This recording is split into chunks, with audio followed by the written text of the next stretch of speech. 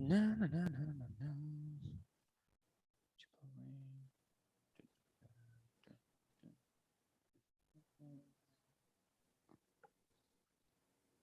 There are way too many groups on Facebook. They're all great groups, but it's like there's just so many. I'm not like I couldn't keep up with them anymore. So if someone gets me, I accept the invite, but I get them like weekly.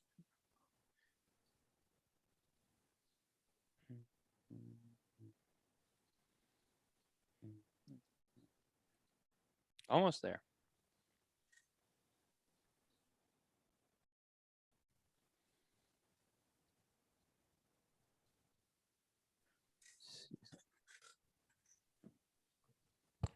See if I can do something with this light here. Give me a second. Mm-hmm. Yeah, do you think? We'll start in a few minutes.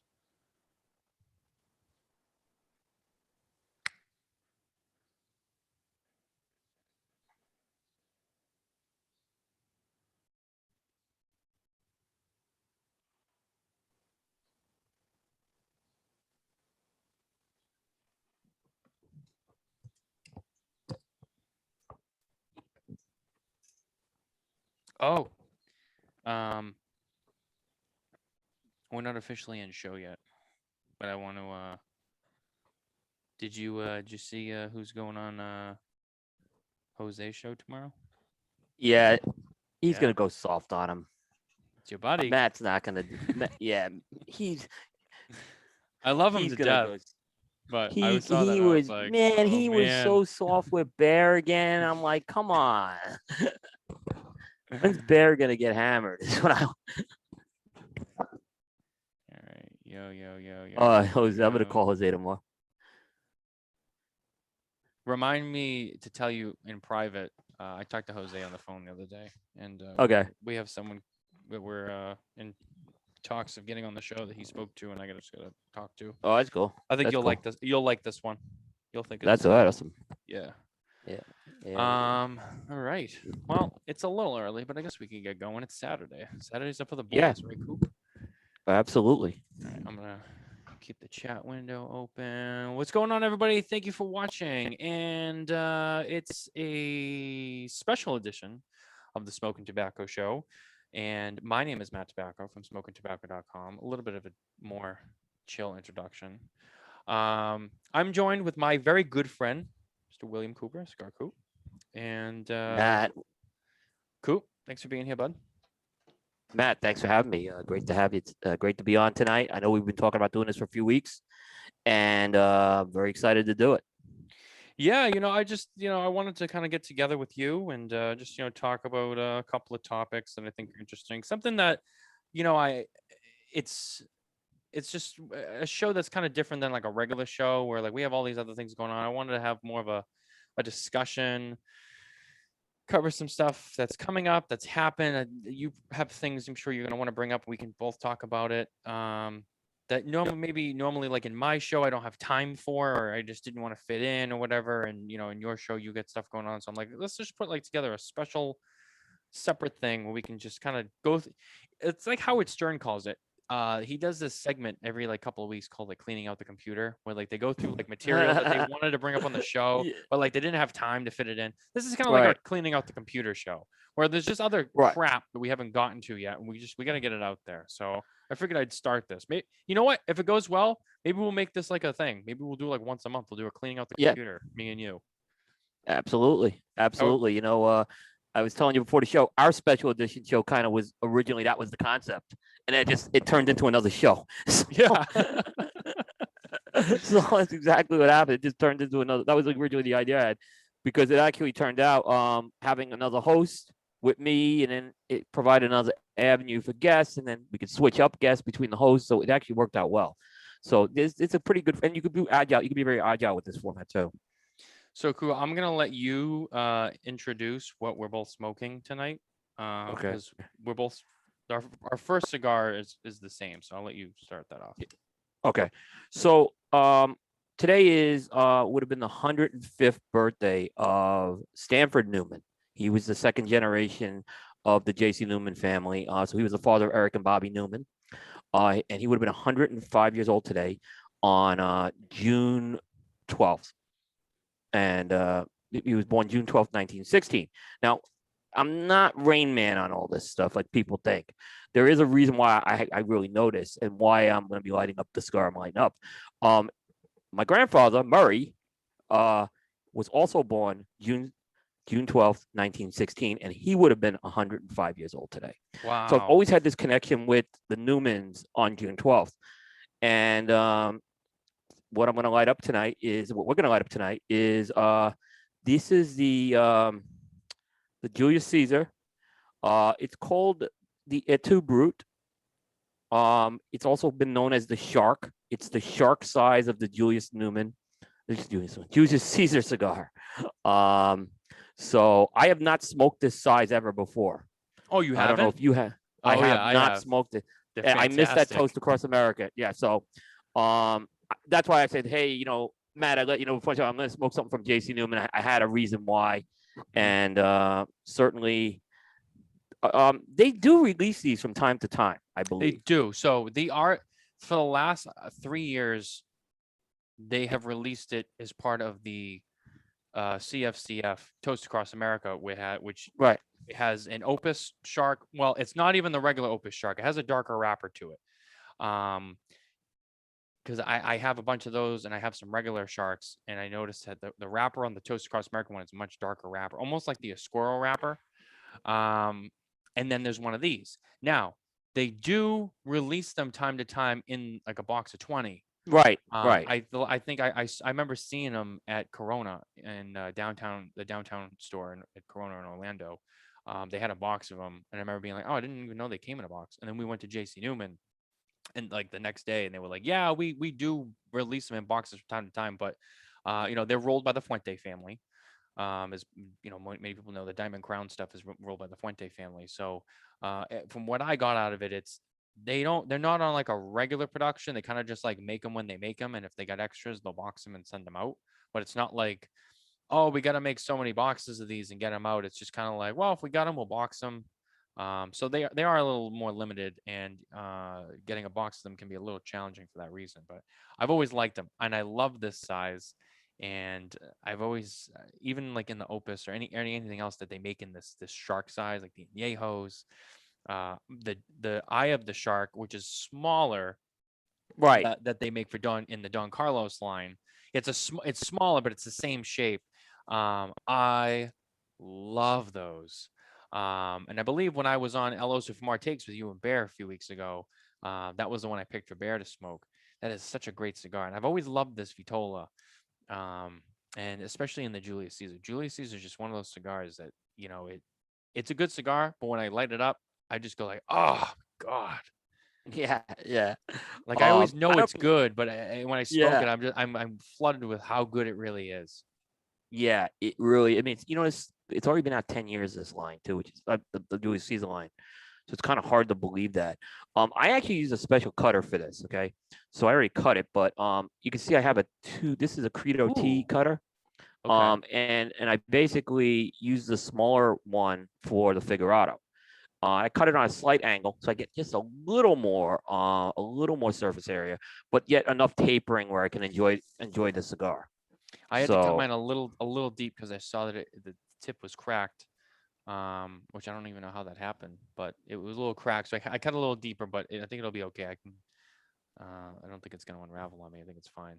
I used a kind of appropriate cutter for this one. I used the limited edition Arturo Fuente cutter with the real wood from the original Fuente factory molds. This one is cutter number 64. oh wow, Yeah. very nice, very nice. This was a gift, a personal gift from someone in the Fuente family.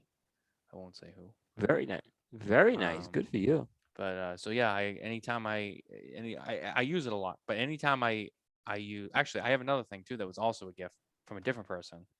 Um, I have a DuPont MaxiJet Opus 25th anniversary that I actually Wow. also just acquired. I actually acquired both of these when I was in Florida last month.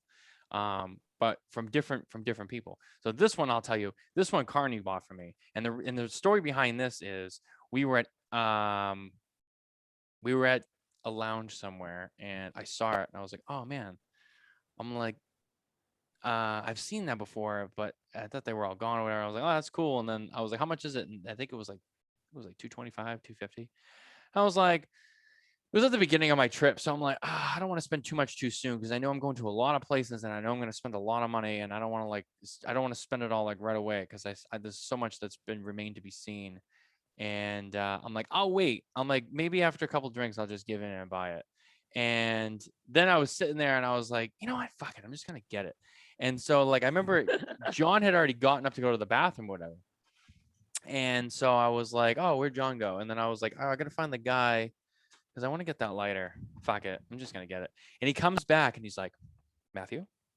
I'm like, yes, Jonathan. And he's like, oh, it's time. And like he had the bartender bring something over, and he's like, and I thought it was a drink. He's like, can we bring that over now? And I was like, what is this? And he's like, trust me, bro, you're gonna like this. And I'm like, Right. I'm like, it's probably some drink. It's probably some like crazy shot that he wants to do. And I'm like, oh God. I'm like, all right, let's just get this over with. And then he's like, hold out your hand. And I was like, okay. And so I was like, this. And he's like, close your eyes. And I was like, okay. And he like put it in my hand. I was like, I don't understand. Did you buy this lighter? And he's like, I did, for you. And I was like, Wow. why? He's like, I just wanted you to know how much I love you. And I was like, he's like, it's our bro anniversary present. Bro anniversary. And I was like, oh no. I'm like, you didn't do that. He's like, it's our bro anniversary present. We had to celebrate. I'm like, all right. Yeah, I So didn't get that's a chance special to for spend me a lot. too. Yeah, I didn't get a chance to spend a lot of time in Tampa on this trip I was just on. I am going back to Tampa. I know late summer, early fall, because we're doing the KMA 10-year show from Newman, which Oh, nice. it's already announced. So yeah, so I'm planning on trying to get down there for that, and I'm going to spend about 4 days in Tampa. So I'll have a more quality visit. I to rush a visit with everyone in Tampa. The only place I was able to get to was Newman, and it was just a tight schedule. So I'm gonna go back to Tampa and do it right. Yeah. I loved going there. I thought it was great. You know, Nicole and I, we did the factory tour.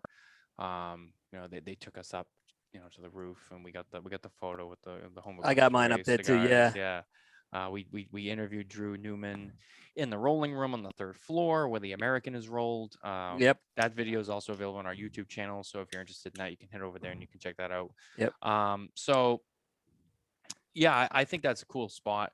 And there's a lot of history there, and JC Newman seems to be the theme of the night tonight. But Yeah. for good reason. So For good reason. Like I said, I always do this on my grandfather's birthday, and I just said, let me just save it for tonight. Yeah. I actually was smoking some Havana Qs earlier because I have a review coming up on them, and they're actually they're like a value price bundle stick. They're really good. Yeah. Yeah. So but then I saved the signature one for a special occasion like tonight. Oh, absolutely. Tonight's a nice special night. Mm-hmm. But I think we should we'll get into some of our topics. I think the first thing that I wanted to get into is because I want to get your take, and I want to get it on the record here. There's been a discussion amongst a couple of different people in different spots in the industry over I don't know, I would say the ethics and the morals, or maybe just the respect of making certain cigars that maybe are not copyrighted or trademarked or whatever you want to say, but something that is known by one person that other people have begun to just rip off.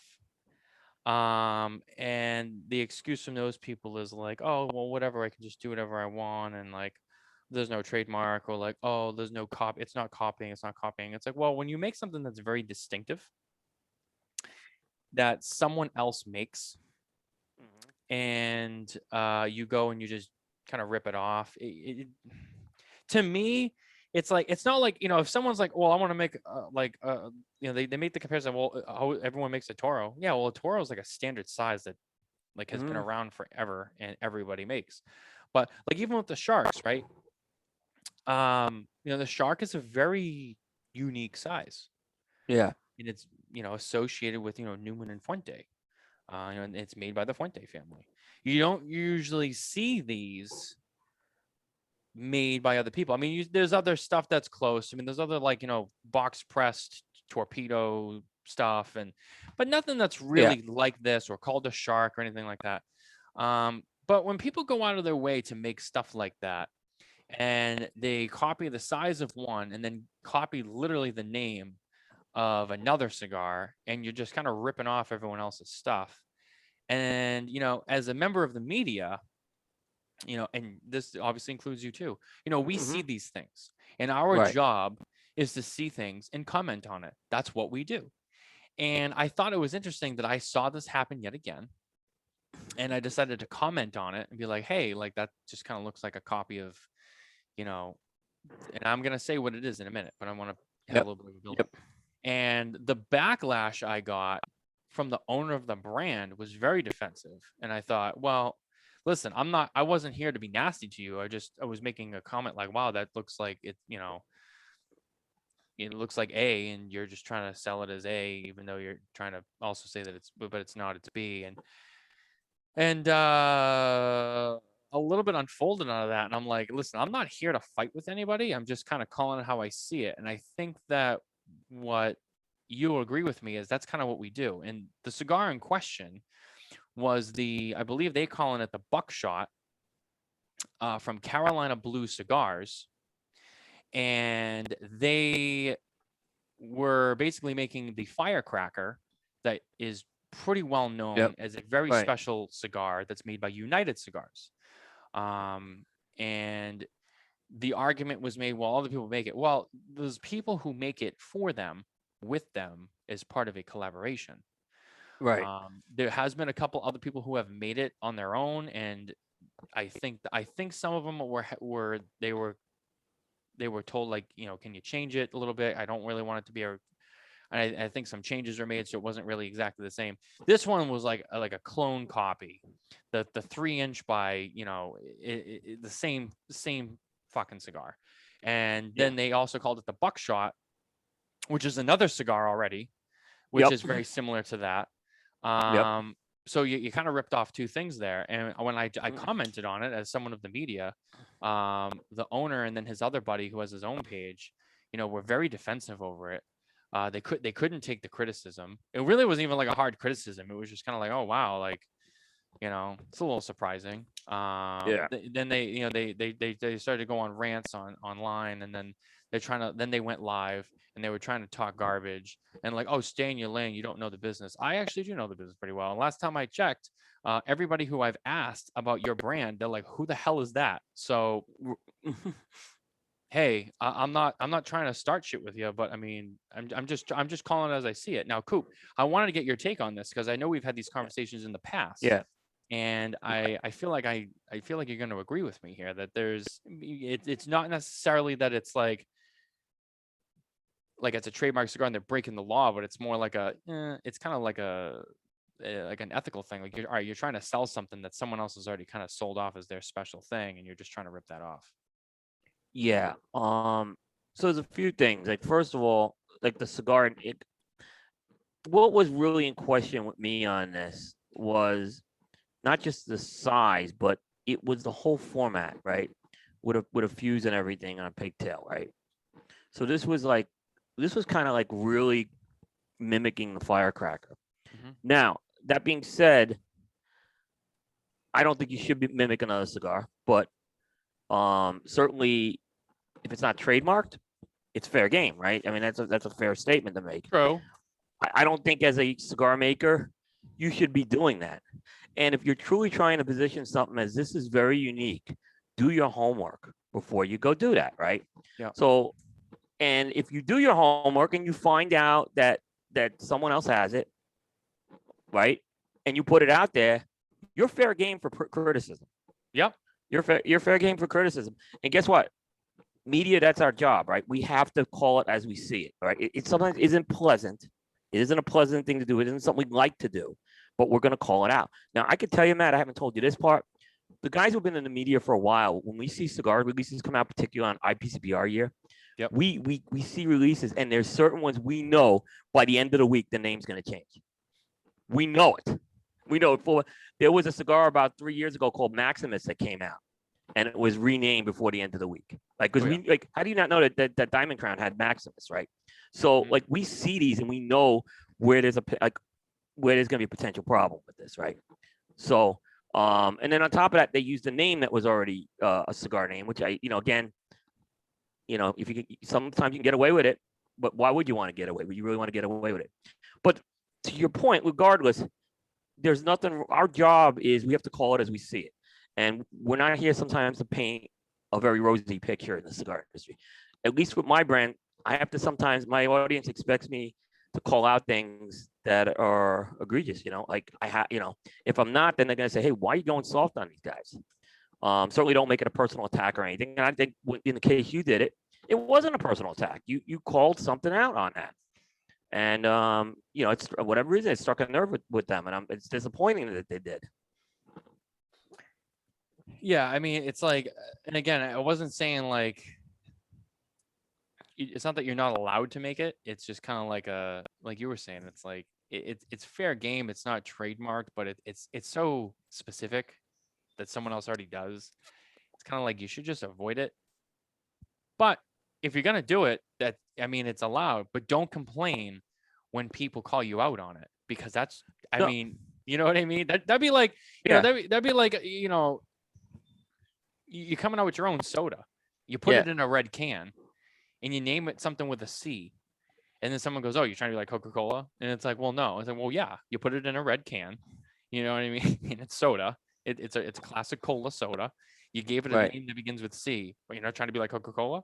You know what I mean? It's just like, that's fine if you want it. It's okay, but don't go out there like, oh, no one's gonna say anything about Coca-Cola to me. Yeah, people are gonna bring it up. I mean, that's how it is. And I think my point is like, don't be mad because someone commented on something you did that, mind you, I think you already knew was like, oh, well, someone already does this.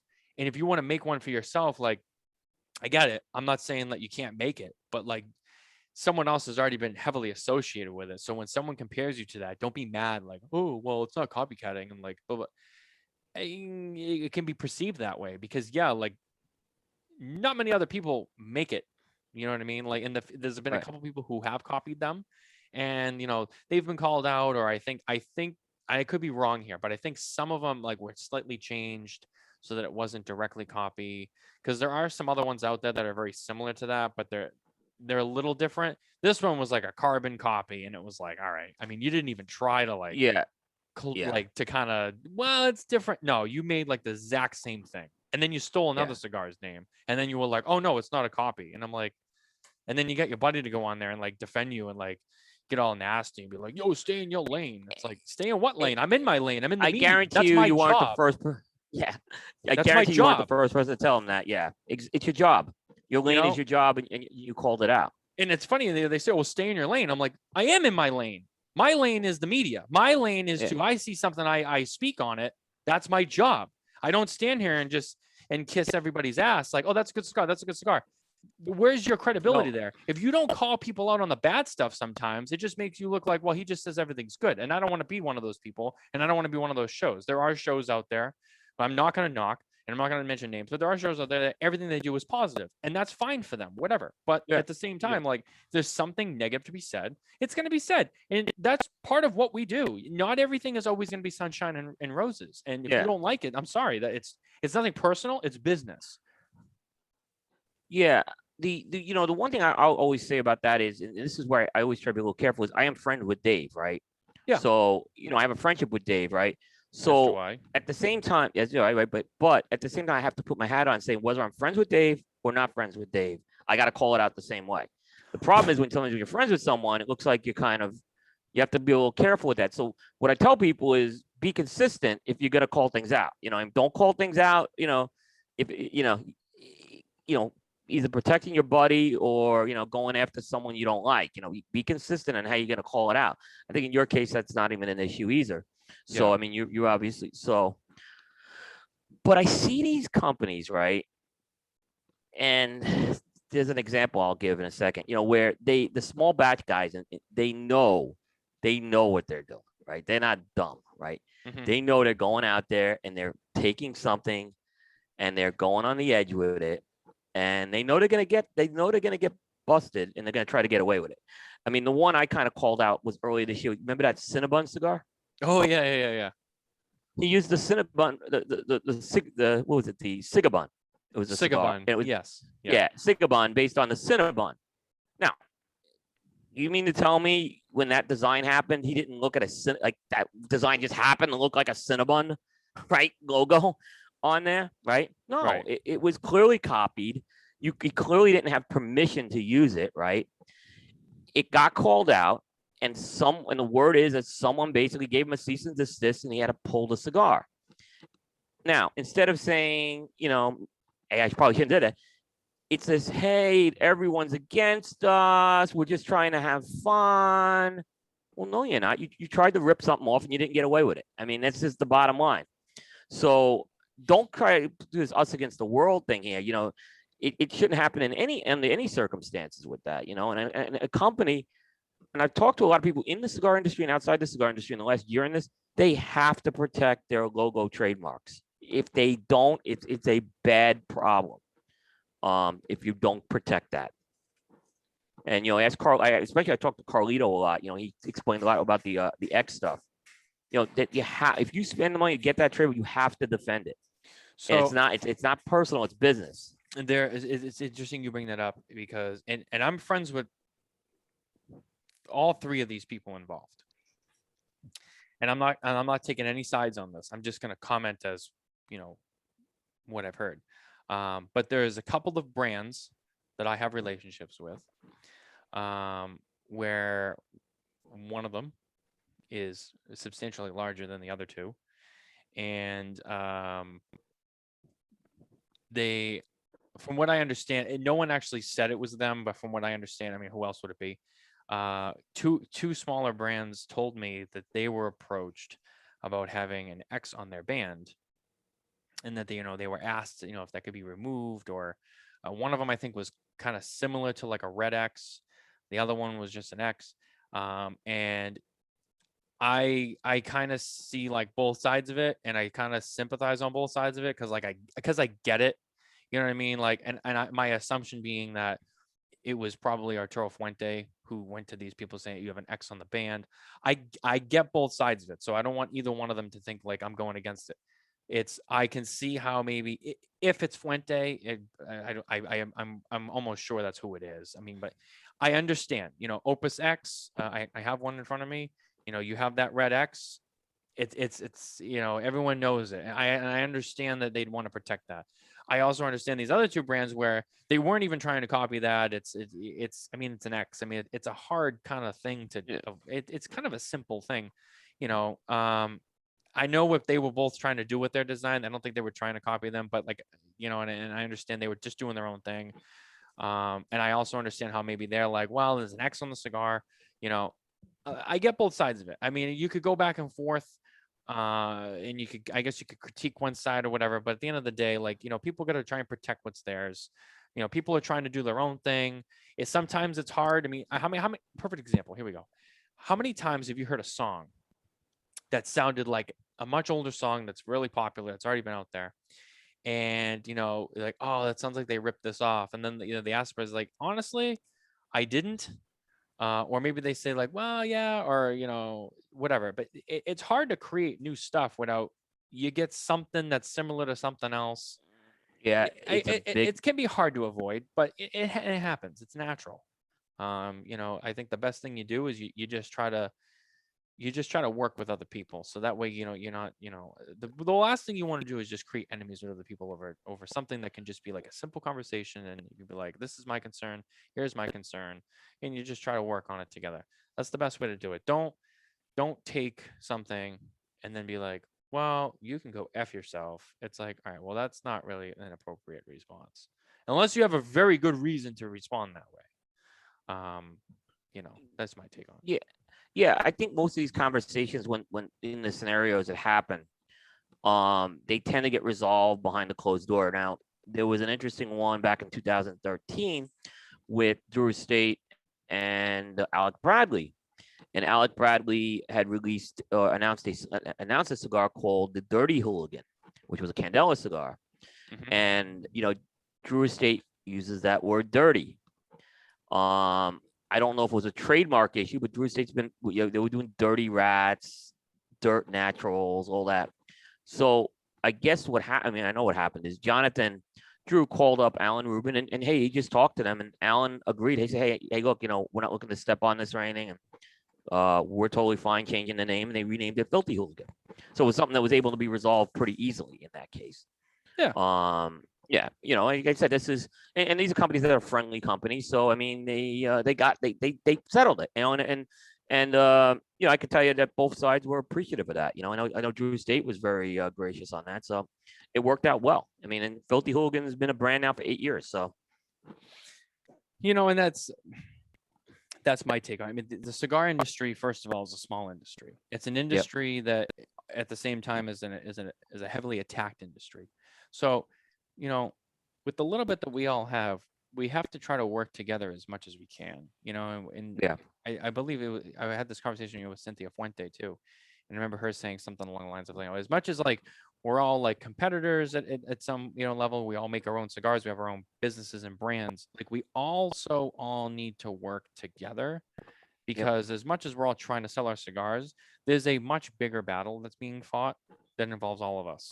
And we're all in the boat together on the attack. So it's like, you don't want to, it's kind of a fine line, I guess, if, just certain things that you do. And it just, again, it just kind of comes down to like the ethics of it. It's not necessarily like it's you have to or you don't have to. It's right or it's wrong or it's illegal, or it's just kind of like it's a moral thing. Like, should you do it? Maybe it should be handled a certain way.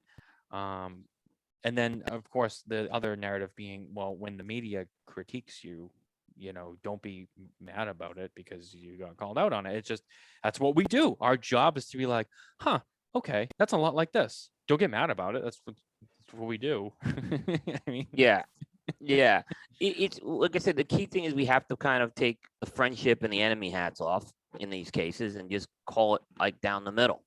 I mean, that's just if you're doing that, you're doing your job as you're supposed to be as media. It's pretty simple with that. But a lot of people will say, don't review this cigar if it scores below a certain number. And my answer back to them is, well, one is I'm taking the time to review it. Like, there's a cost to review a cigar, and believe it or not. Like, I can tell you that I can go into that. There's actually a cost. Even if I get the cigar for free, it costs me time to review that cigar. Absolutely. It's time of the money of time too. Right. I mean, but my audience expects to hear my opinion on that cigar. And if I tell them that cigar is, wow, that cigar is really good, it's a 90, and I go in there and it's a turd, I'm like, then I kind of like, I look bad. I mean, I look bad. There's no way around that. So, and that's happened. I see guys in the media, and scoring is a whole issue we could get into. Aaron and I have done so many shows on scoring. It's like scoring is so inflated right now. When a guy like me comes and gives you a cigar an 88, when it's getting like 94, it's like, and I haven't given a 94 out in years, right? To anything. I'm like, people think you killed that cigar. Like, no, you're not killing it, So I digressed on that. Yeah, no, I mean, I think that and this is, again, I don't do reviews. I, in the beginning of Smoking Tabacco, when we were trying to figure out all the things that we wanted to do, and in that brainstorming stage of like, do we do reviews? Do we do just news? Do we do news reviews? Do we do show? We have what we do now, and that's what we focus on, and we're good at it. We decided not to do reviews, and after talking to you earlier in the salad days, holidays, in salad days, holidays, I said it's not something I want to do. You do it, and I've said this on shows and stuff without you, but like and I said, like, Coop does reviews, and that's great, and I'm happy he does them. I read them, and he does a good job. I just won't do it because it's not something I want to do. And I know that you've expressed like with reviews, sometimes it can just be a little. It takes away from the experience. You're constantly smoking stuff because you have to.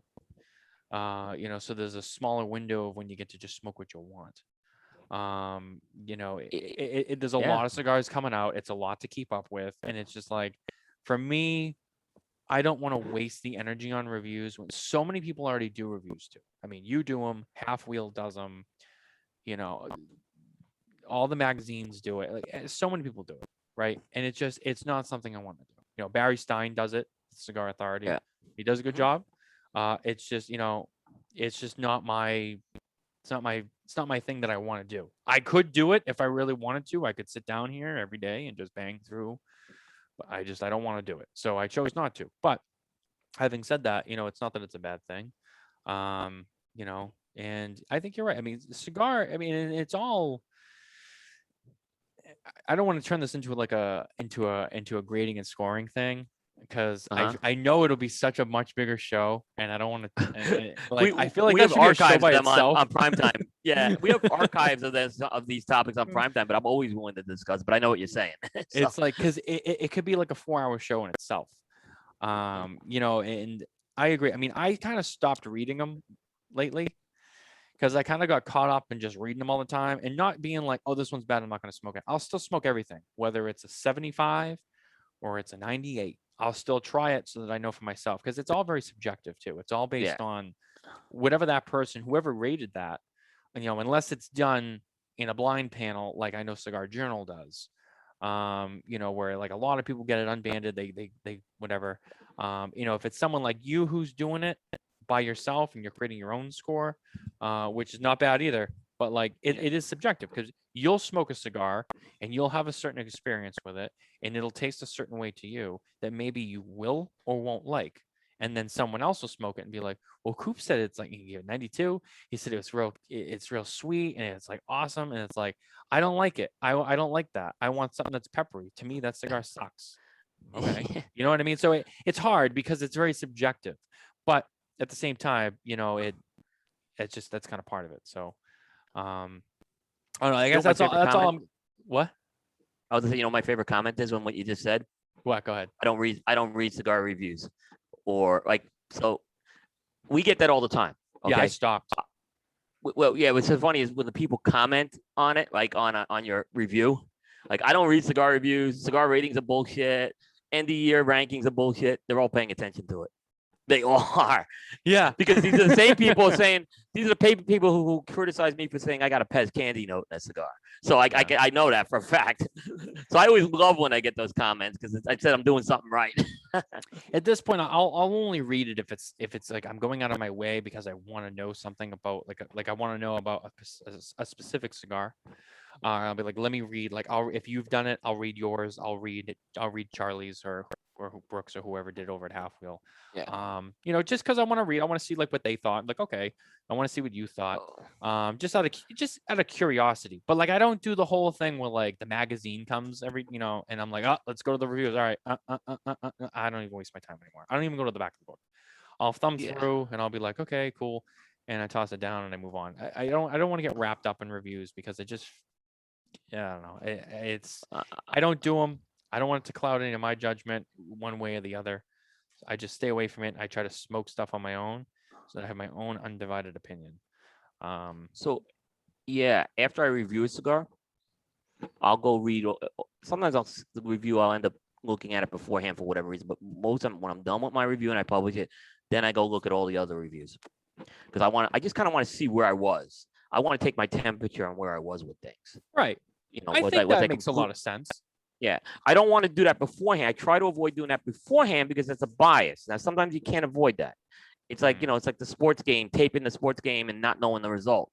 Sometimes you're going to hear stuff, but there's a lot of times I'll put a cigar out there and it's higher than everyone else's, or it's much lower than everyone. And I'm really curious, like, okay, then I just kind of go back and I say, did I do this right or not? In most cases, I'll stand by what I did. So, yeah.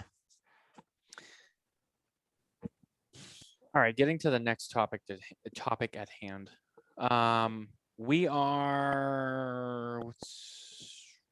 We're just about a month out from PCA. Yes. I'll be there. You'll be there. Nicole will be there. Bear will be there. A lot of people will be there. I guess we've talked a lot about the trade shows and all that, kind of the politics behind it, or like who's going, when they're having. I don't want to get into any of that. It's kind of a dead horse at this point. I guess for me, Yep. I want to ask you firsthand. What do we just, what do you expect to see at the show? First of all, and then we'll get into later, what we don't expect to see. With we Okay. know certain manufacturers not. We know the big four not going. Okay. We know La Flor Dominicana is not going. Um, there's a couple. Casa Cuevas is not going. So I mean, there's some people that are not going. There are people who are going. Don't really want to get into that. I just more so like in terms of anything we expect to see. Certain releases from certain brands, anything like that. I'm gonna let you start this conversation, and then I guess I can chime in after. Okay. Yeah. So there's a few different ways I slice the trade show. There's product releases, and then there's the trade show covering it itself. Mhm, And then there's a lot of attention before we get into some of the product stuff. mhm, And actually, there's a third component: personality coverage. I think that's so. Let's say it's three, but a lot of this year's trade show is going to be on the trade show itself. mhm, And it's important though because 2019, and look, I've said it. It was an absolute train wreck. It was an embarrassment to the IPCPR that show went on the way it did. It was just it was bad from the consumer Cigar Con Consumer Day to the low. I have to use the word foot traffic, not attendance. It was bad. Now I'll say this. Now there's other challenges that have come in. The big four is no longer there.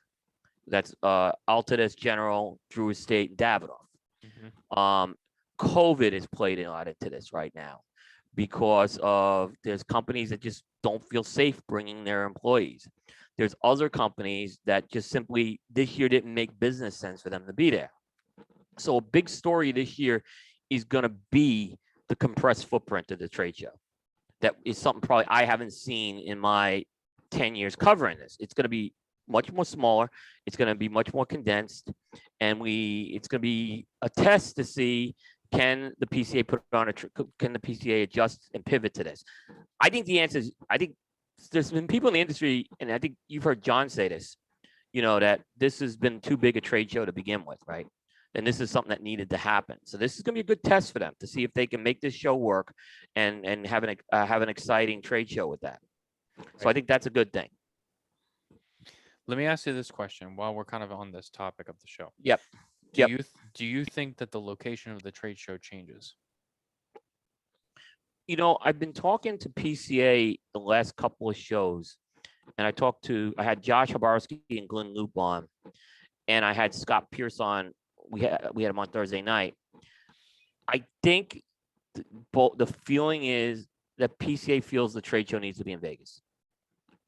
I think they still think Vegas is the best place to have this trade show. Okay. So as long as we can have a place to smoke, I think it's good. Now, will something more economically viable come along? That's a good question, but will that pay the dividends? Vegas, look, it's showtime in Vegas, right? You put this show in Louisville, it's not the same thing. It's just not going to have the same effect. I mean, there was a rumor a few years ago they were going to move this trade show to St. Louis, and it didn't happen. They kept it in Vegas. So I think the overall feeling is like Vegas is the best place. Florida would be nice, but I don't think they have a scenario where Florida could do it. So I'm going to say at least through next year, this trade show remains in Vegas.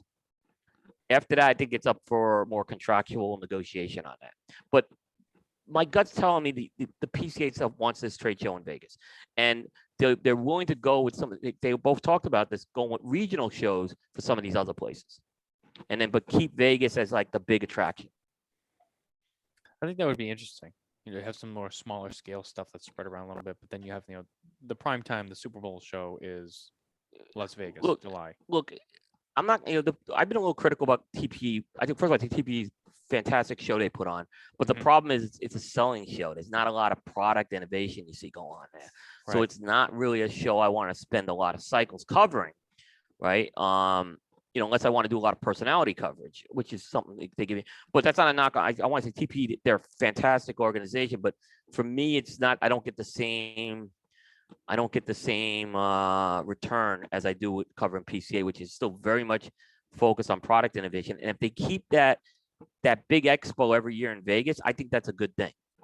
And you know what? If retailers want to go do buying around the country throughout the year, off the July cycle, go do it. But I would say keep the trade show in Vegas and keep it in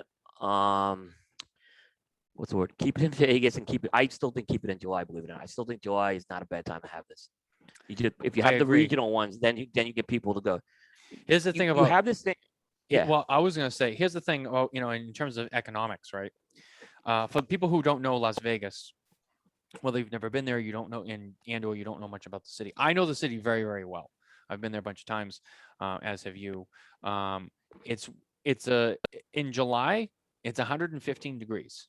Okay, I have friends and family who live in Las Vegas, who tell me that the summertime is like when they leave, because it's just too hot. So it's one of those places where, like, yeah, people, they have a lot of tourists all the time, but Right. I know a lot of people who also travel there frequently, who will say, like, they don't go in the summertime. The summertime, believe it or not, and if you notice, there's also not a lot of shows and a lot of special stuff Right. going on in Vegas during the summertime, because no one wants to go when it's 115. They all go in the spring, in the fall, when it's in the 80s and it's really nice. The winter is not bad. The winter's there. They can be cold, but they're not like what we have up here in like New England. No. I mean, So yeah. that's kind of like the more comfortable time for Las Vegas. So in turn, it's kind of like that's their slow season. You know what I'm saying? Like this in some regards. So it's like that's kind of like when it's less desirable to go to. So you're doing the show in July, the middle of the hottest part of the year for that city, and stuff can be a little cheaper. I know from traveling there, it's usually a little cheaper in the Yeah. middle of the summer versus like in September and October, when it's like the weather's just right and like everyone wants to go, because it's starting to get cold everywhere else, but it's still like just right. Because a lot of people are like, oh, I don't want to go when it's 115 degrees and it's hot and it's a dry heat. Yeah. So it's not like what we have over here where there's a lot of humidity, because it's not the heat, it's the humidity, as they say. Yeah. But it's still nice. I think that's a huge part of it too. I think, TPE normally runs their show in January, February. So that's more of that's like when Vegas is starting to kind of get into like their prime season of like the Yep. early spring, the end of Right. winter, when it's like starting to get a little nice, but it's not too hot. So like there's a lot of traffic there. I feel like there's a lot less traffic in July. So, you're trying to pick a good time for effectiveness. I think July is a good time too. This is where, like, first of all, I think TP, they haven't hit a nor'easter yet. That once a nor'easter hits somewhere in the U.S. and wreaks havoc on air travel, Yeah, they'll people get stuck. reconsider.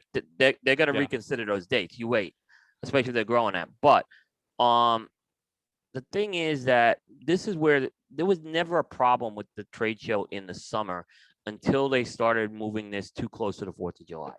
That's when this became a problem. It was, if it was like, I know when we had New Orleans and Orlando were August trade shows. There were some Vegas ones in late July. They were never an issue. It was when they started pushing this up towards 4th of July, and those were bad decisions made by the PCA. Those were just bad decisions. And that's a vacation time for a lot of people. Yeah. I was out there in for 2019. Well, actually, it was the last show of IPCPR, because we never had a show last year. So 2019, before it became PCA, I was out there, and then I want to say it was like the end of June. The last show was like the end of June. It was close to 4th of July, but I want to say it was like the second to last week of June we were out there. Maybe it was like June 20th or something like that. So, but yeah, right now it's kind of we fly in July 8th, I think. is when Nicole and I will Yeah, be traveling out there. So you yeah, I mean, want to. it's a few days Yeah, after the 4th. It's it's very close. It's because actually July 4th is actually July 5th this year because July 4th is a Sunday. right. So Monday's it's kind of observed. weird. Yeah. Yeah. Yeah. I'm flying out the 7th, which is on a Wednesday. I'm flying out there. So yeah, it definitely is a compressed window, but this is where they've gotten into trouble. I'd say if they did it 2 weeks afterwards, they wouldn't have any problem. I think they would, and I don't know why that changed. Oh, I mean, I know why it changed. I think what happened. Do you remember that they used to have this at the Sands, and then they moved it. They got bumped from the days they used to have it at the Sands, so they decided to move it to the Las Vegas Convention Center, and Right. everyone hated it there. The North Everyone End hated Strip. the Las Vegas Convention Center. So they worked to get it back to the Sands, but they had to. The only time they can get are these earlier dates now because they've been filled by someone bigger later in the month. So and that just they tried to solve one problem, but they created another problem with this 4th of July thing. Right. So yeah. I mean, it's timing of the show and all that. I think is something that still needs to be worked on, like you said.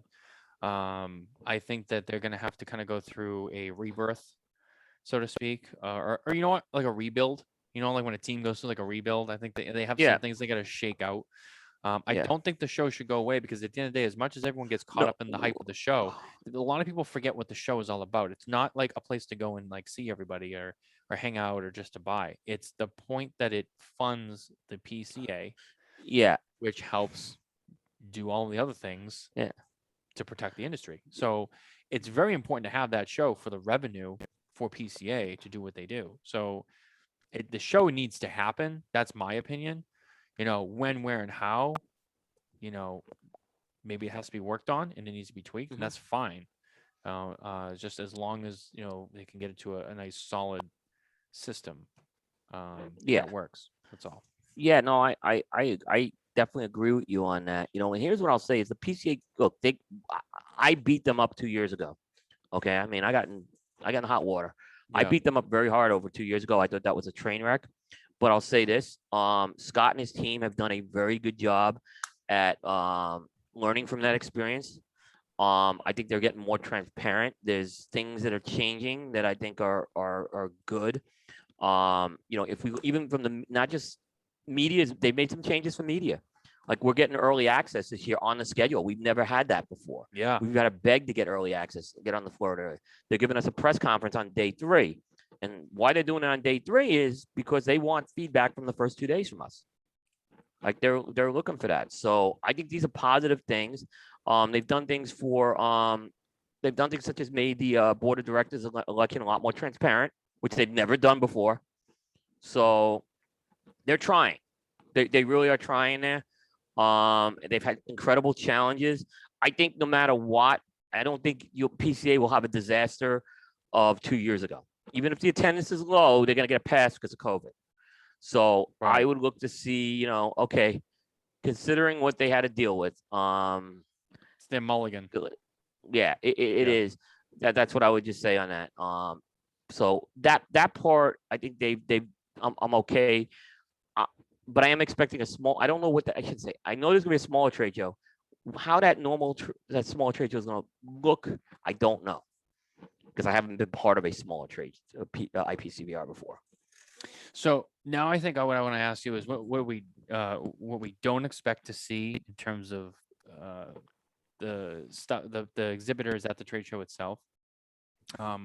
My take on it is I don't think you're going to see, just based off of a lot of conversations I've had with certain manufacturers and old people within the industry, I don't think you're going to see a lot of big exclusive special releases and stuff like that, because I think a lot of manufacturers are trying to get caught up right now after the year that they just had, where I mean the business was booming. I mean, like John keeps saying, he's like, congratulations to the consumers, you've outsmoked the capacity of the manufacturers. Last year, even though everything else in the world and sucked, and the cigar industry, everyone was home, so they were buying more cigars. So retailers and manufacturers, even at the reduced capacities and the limited work setups and all that, they were still cranking. Not even just to keep up with their regular level, but to keep up with more than what they had before, because that much more product was going out the door. So, like, I know a perfect example, because this is public knowledge now. I'll get specific. John Carney, who is a friend of the show, but for the sake of what we're talking about, is vice president of sales for La Flor Dominicana, and Yep. on behalf of La Flor Dominicana, he has publicly stated, right now, like, they're not going to PCA. The reason why they're not going to PCA is because they feel they need to focus on, and John said this on our regular show earlier this week, Yep. but they need to focus on just getting caught up and focusing on getting the stuff out there that they already need to have out there that's already been promised. They don't feel that it's smart to go out to the trade show and introduce like 2 new lines and do a whole new thing and try to sign more, customers. And it's like, we're not going to make more work for ourselves. We got to work on making right with what we already have, which I think is a huge integrity move. I mean, a lot of people may disagree with that and be like, well, you're like perfect another like Steve Saka. Steve Saka announced earlier this year. He's like, hey, we're not opening any more accounts with Dunbarton Tobacco and Trust because we just feel at this time, we only want to make so many cigars and have so many accounts, and we don't want to over saturate ourselves and spread ourselves too thin. So he stopped opening up new accounts. You're seeing a lot of that, I think, unfold more. Then there's a lot of people who went to TPE and then they didn't go to PCA. Why? Because they felt like, well, number one, the TPE and the PCA shows are really close together because of the COVID and all that. That is part of it. Number two, I think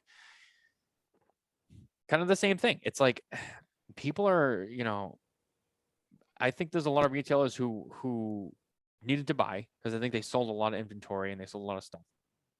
But I feel at the same time, it's like there's a lot of manufacturers who are like, okay, so whoever went to TPE, I know there's a few people, and I won't say the names, that said they already sold all their stock for the year, so they see no point in going to PCA because they have nothing to sell. So there's that. You're gonna have those people. You have people who are like, we just went out there, we spent all the money to go out there, they killed it, and TPE was a success for a lot of people. They killed it. They sold so much product. They opened new accounts. You're gonna fly back out there 8 weeks later for what? Now I understand for some brands it's different, but there's a lot of especially like I think on the smaller scale, there's a lot of smaller scale companies that kind of are like, all right, well, we only work with so much. We already sold everything at TPE, so like for us to go back in like 2 months doesn't really make a lot of sense. But yeah, I also think like special releases, like whether it's like PCA show exclusives or just new stuff in general, I don't think you're going to see as much as you normally would see, because I think right now a lot of manufacturers are just focusing on what they already have, as I know has been specifically the case with a handful of people I've already spoken to. But I'm interested to get your take on that. Okay, so I think you nailed a lot of good points on that. I didn't go to TPA, but I was kind of covering it from afar. Yep. Working phones with manufacturers and some of the media guys who were there. Sorry about my mic here. No, you're good. And this is what I'll say. There were the companies that were going to both for the trade shows, TPE and PCA. There was no doubt that those companies held off on any new releases until PCA. In other words, they didn't want to go to TPE, and they didn't want to go there and either have nothing to come back with at PCA. So, if you introduce something to TPA, then you have nothing new to come back to at PCA. They didn't really want to split what they were doing, right? And the other thing, and this is, I think, the more interesting, is that there were a lot of companies that frankly just wanted to support the PCA. Yeah, don't get me wrong, they wanted to be a part of TPA, but they knew if they held off on their releases till PCA, it was a benefit to the organization, which has a goal. Sorry, is the arm on that mic just like not holding up? Is that what's going on? The arm broke in the middle of this. So. Oh, that sucks. Yeah. So do you want to take a minute to swap it out? No, we can keep going. I'll hold it. All right. I was gonna say I can give you a minute. It's no big deal. No, I think I'm okay. Okay. I want you to be comfortable. All right. Yeah. Go ahead. So basically, the companies, they want the mission of PCA is again, this is going to help the industry and help the fight. So why would you introduce your products at TPE if it's going to bastardize what you're trying to do at the PCA trade show? Right. So I think there was a legitimate reason why that's happened. That being said, okay, there are other problems companies are having right now. Okay. And I have on my website, I have a page called the Big Board, which it has every company, who's going, who's not, and the products. And it's all white space right now. Yep. Right. Because, and normally it's white space because they cut deals with a certain print publication to give them the exclusives. So they're basically waiting for that print publication to give them permission to talk about it. Yep. That's the truth, right? Yep. I don't think that's the problem this year. I don't think that's the problem at all. I think the problem is that the Dominican Republic, a lot of the factories were operating at half capacity. So that was a problem. The other problem was that, just the production delays happening in the supply chain overall. So I think companies are dealing with that. And as a result, they can't get boxes ready. They can't sometimes get stuff out of the factory they need to have ready for the show. Some companies, they're very emphatic. If they don't have samples to bring to the show, they don't want to show the product. So I think a lot of that's playing into things right now. Mm-hmm. Now, there's another thing going on which people aren't really talking about yet, and that's the situation in Nicaragua. And this is part of where I don't understand. I would think there's a little more sense of urgency in Nicaragua. So you've heard what's happening with the election there, or no? I don't think I have. No. Okay, so in the past week, so Daniel Ortega is the president. He's running again for another term. And basically his opposition has all been arrested in one form or another. So it's creating a potentially very tense situation for the election in the fall, which is, you would think companies want to rush and get some stuff out earlier, or put the pressure on to get stuff out earlier. The fact that they can't do that's telling me the supply chain problems in Nicaragua. And, there's companies that are fine. Perdomo's fine. Perdomo, I wouldn't put in that boat. They've got some other, but there's other companies that don't have their shit together right now. Mm-hmm. And it's affecting them right now.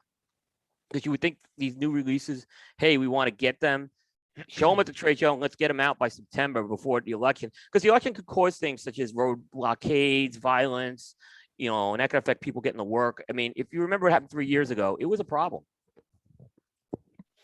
Yeah, I mean, and you already have, there was already a lot of factories operating at much less capacity because of COVID, especially in the Dominican Republic. As John said, La Flor Dominicana, I think he said, just got back to 100%. I believe they're 100% now. So you take into account that these factories are already operating under reduced capacity. And then as soon as you kind of get your momentum back going, you have the potential for that to happen. And you pull it all back again. And it's just like, but again, I think that's why, I mean, not that specifically, but I think that it kind of also feeds into, with the other issues where a lot of factories just, are looking at it like, let's not rush to just try to put a bunch of stuff out there. Let's take some time and play some catch up. I agree. But my fear is this. If there's not a lot of new product and innovation at this trade show, people are going to come back and say, I wasted my time going. I think it's huge because, you're right. Because people are going to be like, oh, like I went out there, there was nothing. This was a dud. I'm hoping that that's not the case. There's another thing. So we haven't even talked about, we touched on the PCA exclusives, right? Yeah. In my opinion, the PCA exclusive program it's a good idea. I don't want to say it's a great idea. I'm not convinced that unless it's a very special release, right? And you're going to tell people it's a special release, that it's going to get people to a trade show. So a lot of what I've seen announced so far as exclusives, the only one that I think has anything that's really interesting me is the Rocky Patel 60. That's the one that's going to be PCA exclusive. But a lot of them are just line extensions. And I don't know if that's going to be enough. Now, I talked to Scott Pierce on this because I said, I think if you're going to have people commit to PCA show exclusives, they need to live up to that commitment. And they need to have this stuff out 90 days in advance so people will get excited to come to a trade show to see something like you. The idea is to get people to the trade show, right? Right. I'm sorry. I'm going to call some people. I see people like Isaka. Come to my booth. I'm going to have a surprise. Or Pete. Yeah, we may have a surprise here or there or something. I don't think this is the year to do that. This was the year to get people, hey, we got something really special coming to the trade show, and you need to be there. And here's what this special thing is. Not like, well, we're gonna surprise you at the booth, because and this is why I go like, teasers always disappoint. So you set a level of expectation that, hey, you better have something good at that booth. I'm just saying. It has to live up to the hype. It has to live up to the hype. Exactly. Yeah. Fuente Padron, they never committed to the trade show with that. Keep that in mind. They talked about it, right? But I don't think they ever promised it was coming to the trade show. That's something that's really exciting. That's something that you put that people are going to buy a plane ticket to go to this thing. I'm telling you. But given the situation, I can understand them not wanting to commit to that this year. And I don't know if they're releasing it or not, right? But I know they haven't promised it, is what I'm saying. Right. So I understand both sides of the equation, but I think with the PCA exclusives 2022, I think the companies have to get if you really want to help the PCA, announce what it is and get people to start committing to the trade show much earlier than last minute. My thought process with this, my prediction is, you're going to see an underwhelming display of PCA exclusives this year. Yeah. You're going to see a little bit of underwhelming on a lot of things. But as we said before, there's going to be a pass on that because there's also a lot of exterior factors. Now, there are factors out of these companies' control. I agree. Having said that, once this trade show happens and everything everything is seen and it goes through, after that experience for everybody, whether it's media, manufacturer, everybody, PCA themselves, looking at 2022, it's going to be like, all right, do you remember last year? Okay, let's not do that again. If indeed everyone's on board with like, let's build it up, like let's quit fucking around. Let's bring a bang back to this show. Hopefully, by 2022, manufacturers now are caught up with production, or at least if they're not completely there, they've made a lot of progress and they're more comfortable. The PCA has had some time to like, okay, we finally ran a show after we didn't have one last year, and we worked out we saw what happened and what didn't work. Using that knowledge to plan for 2022, I'm going to hope that we see, and I'm not saying that this show is going to be bad this year. I'm just saying I think there's going to be, and it's not even, and even anything that does happen, again, it's not like it's on PC or anyone. There's a lot of moving pieces to this, so no one's really at fault here completely. But I think that everyone will learn from the situation, so that way when we have a fresh start, to have a normal planned year where there still wasn't, like at the beginning of this year, we still weren't. Are they doing a trade show? What's the pandemic going to look like? Now we know everything's going to happen. But like going into next year, I think we should have a good idea. Like, okay, like there's not going to be a lot of the same issues that we were curious about, so we can plan more accordingly. TPE probably won't happen 60 days before the PCA, so you're not going to have they're going back issue. to So you're not going to have that issue. There's going to be plenty of time between the two shows, and I think you'll see more people will be at the show next year. I think you'll see more PCA exclusive next year. Because after the display this year, I think people are going to be like, oh, we got to do more. And I think manufacturers are going to be in a better position to present more next year, which is in turn going to help attendance. It's going to help revenue for everybody involved. So I think 2022 is the year where, after everyone kind of learns from this year, that's the real year. That's the year where we find out, like, okay, where's this show going? Because either people are going to like step up the game next year and it's going to be like a really good show, or nothing changes and it's like, all right, well, I mean, you didn't learn after last year. I mean, okay. That's when the serious concern for me is going to be like, all right, what's going on? Where is this going? So here's the thing that's going to be very interesting to watch. I'm going to just trust PCA that they've been forthright. They've said that attendance is up from 2 years ago at this point in terms of who signed up, right? So if we go there and it's like a ghost town, they're going to get killed over that. That's what I'm saying. So I don't think they have anything to gain by saying the attendance is up right now. They'd be better off keeping quiet, right? But you know, if they go in there and it's really empty and there's not a lot of business happening, it's going to be that will be the only place where they get crucified, I believe, over this. Let me Mind you, actually by just the thinking way, about. sorry, really quick. Mind you, the only if the show is really quiet and it's kind of like a ghost town, there's only one person that really helps. That's me and you. There'll be more it was time great. for us. It was great. It was great for us. It was great for us 2 years ago. Yeah, it was. I mentioned soccer and Pete. They were bad examples. Okay, look, if they can surprise someone at a booth, right? It's different. Those brands are established. Steve can roll up grass clippings and he'd sell them out, right? Right. But like, there's other companies like who maybe are planning on doing this, like maybe Crux. I think they're planning. I love Crux cigars, but they're a company that they really have to tell what they're doing now. You know, and they normally do a piece, you know, even if it's the same cigar they've done in the past.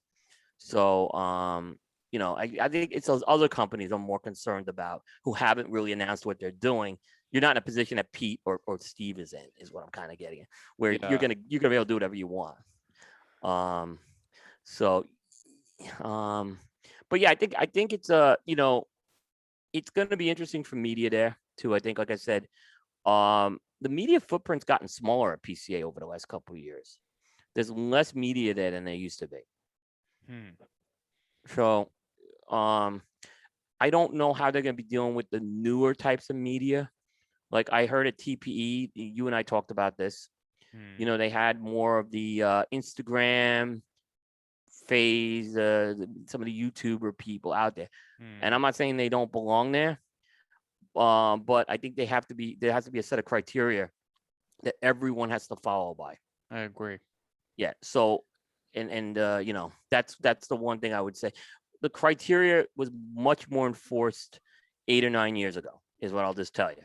Yeah. I had to submit a packet, I remember, to the IPCPR of all my work. I put this binder together, and I had everything in there. You know, I had a table of contents, and here's my business plan. Here's my publications I've done. You know, here's what I published in the last year. I mean, I did a comprehensive thing on this, right? No one's had to do something like that since.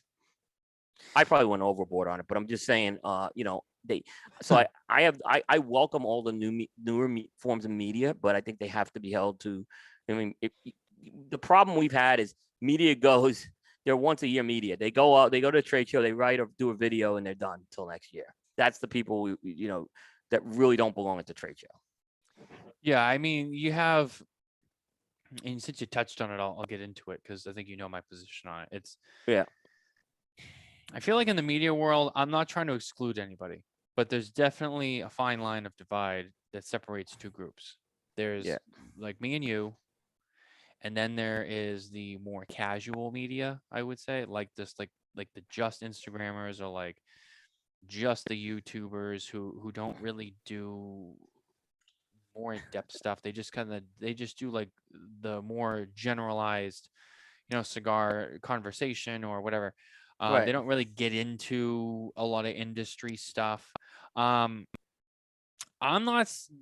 Don't be. I don't want anyone to get offended. I'm not saying that people can't go, but I think you're right. I think that there needs to be a kind of set of criteria.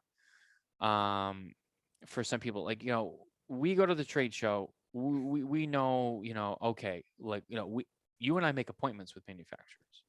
You know, we make appointments so we can sit down and do an interview, get information, because we're going to publish video content online, like on our channels, and we're also going to write something on our website that people are going to read. I think that there's a difference between that and going to the trade show and putting pictures on Instagram, being like, "Oh my God, look, I'm at the Dunbarton Tobacco booth." It's like, okay, what are you doing there? It's one thing to show like you're at the trade show. Look, at Dunbarton Tobacco. Oh, this is their new cigar. What do they have coming out? Tell me what they're doing. What are they working on? You need, like, if you're not gonna do all that, like, that's fine if you don't want to be a nitty gritty, but also I think a lot of those people are not. They need to understand too. Like, you know, the rest of us had to learn.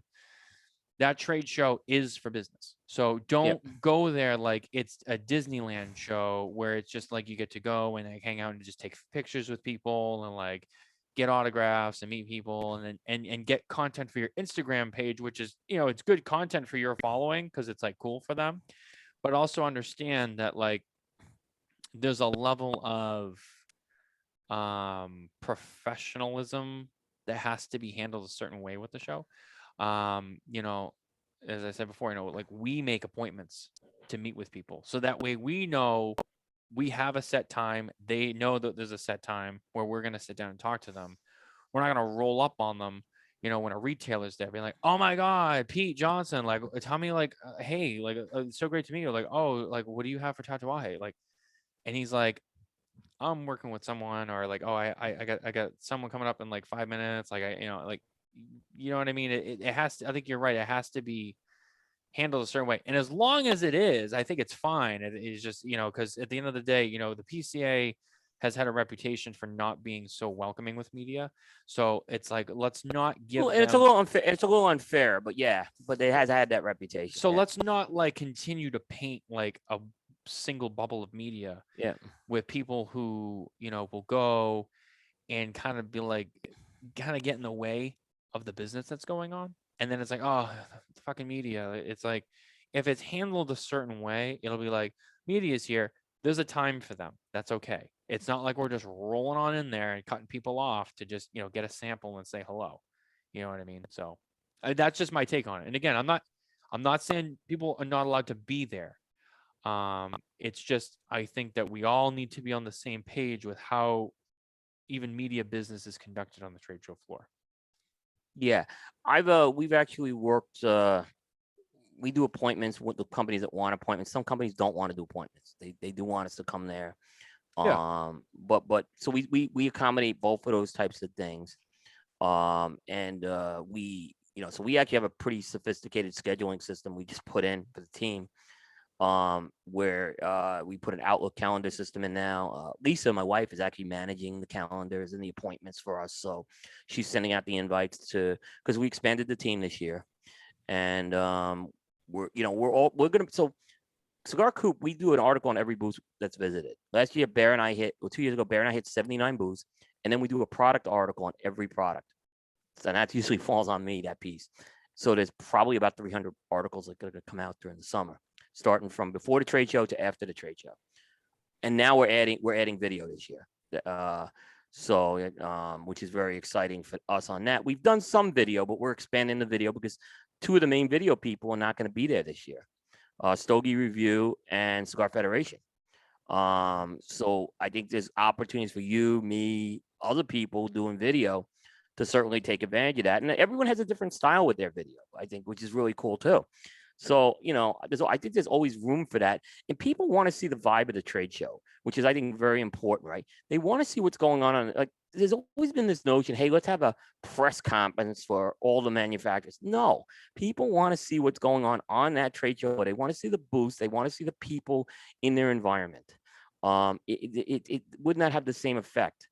So I think there's great, like I said, and then you bring different medias and different styles in, and it becomes something really good. I don't get enough of.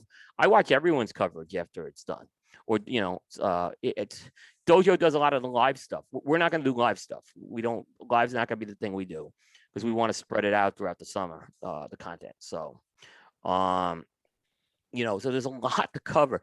Like we put a lot into this trade show, and there's a lot of. This is probably the most I've ever spent in covering a trade show because now I have another person out there covering it, Aaron Nielsen. Yep. So that's gonna expand. We're doing a lot. So I'm excited, you know. But now it's cost. We rent a house. You know, it's meals, plane tickets. This trade show is cost. If I told you what it cost, I don't want to just brag, but it's costing me a lot. Is what I'm just gonna say. And when I hear someone say, no, I mean, I'm just telling you, like, if I told you the number of the expense this year, you'd be flabbergasted what my expense is this year, right? And I can tell you this, mine pales compared to Charlie's, right? Because Charlie actually rents booth space, right? So I can tell you Charlie's already ahead of me because I know his booth costs more than even what I have. which is a lot that I'm spending. So, Right. yeah. So, and when I hear someone say, "Oh, they're just there to get free samples," I'm like, "Really?" I'm like, "Do you want to see my ledger on this?" So, Yeah, I mean it's an expensive thing to do. That there's a lot that we invest in going. We got two of us going, flying in, flying out. We got hotel stays. We're gonna be there, um, for the whole trade show, and then we're gonna be there for the rest of the following week. Because oh, good for you. Good for both of you. Yeah, that's a nice thing to do. I haven't been out there in a while, and I wanted to spend some personal time out there too. So, Good for um, you, both of you. You deserve it. Yeah. yeah, we're really excited about it. I love being out there, so I was like, well, we're going. Let's just make it a whole thing. Yeah. So yeah, no, I'm excited about that. But yeah, you're right. It's expensive. And plus, to be out there that long, you have a lot of, you know, it's a long time to be away. We have, in addition to just all your luggage you got to take with you, which is, nothing to brag about. It's just normal. We have equipment we have to lug all the way out there too. So it's like, normal traveling, you go out there, you have all your luggage over. So all your luggage for two people, plus we got cases of equipment we got to bring out there too. Because we take Oh yeah. all of this out there. This whole setup, all of this goes out there. We Yep. have a separate system for mobile interviewing, handheld microphones and Yep. lighting and Yeah. We had it. cameras and all Yeah. that stuff. So you got all that's gonna get lugged out there. We have our own. We have some special stuff that we're making for the show on our behalf. Um, that we can present to people who we haven't really worked with, or we haven't who don't really know about us yet.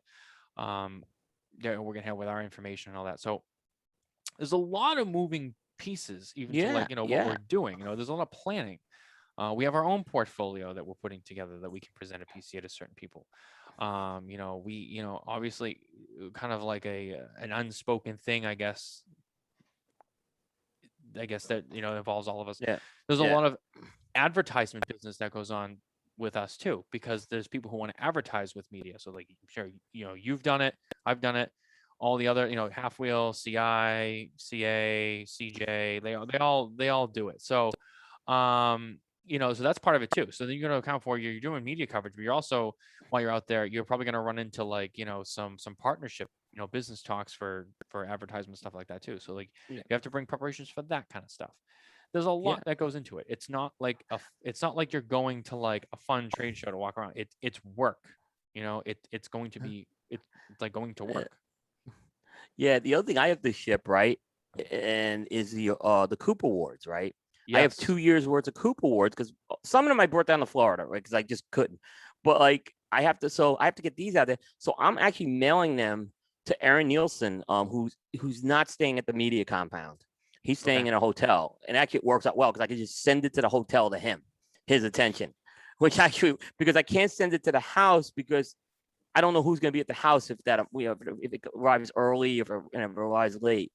And PCA, it was a little bit of a cluster to kind of get someone to take the package for me.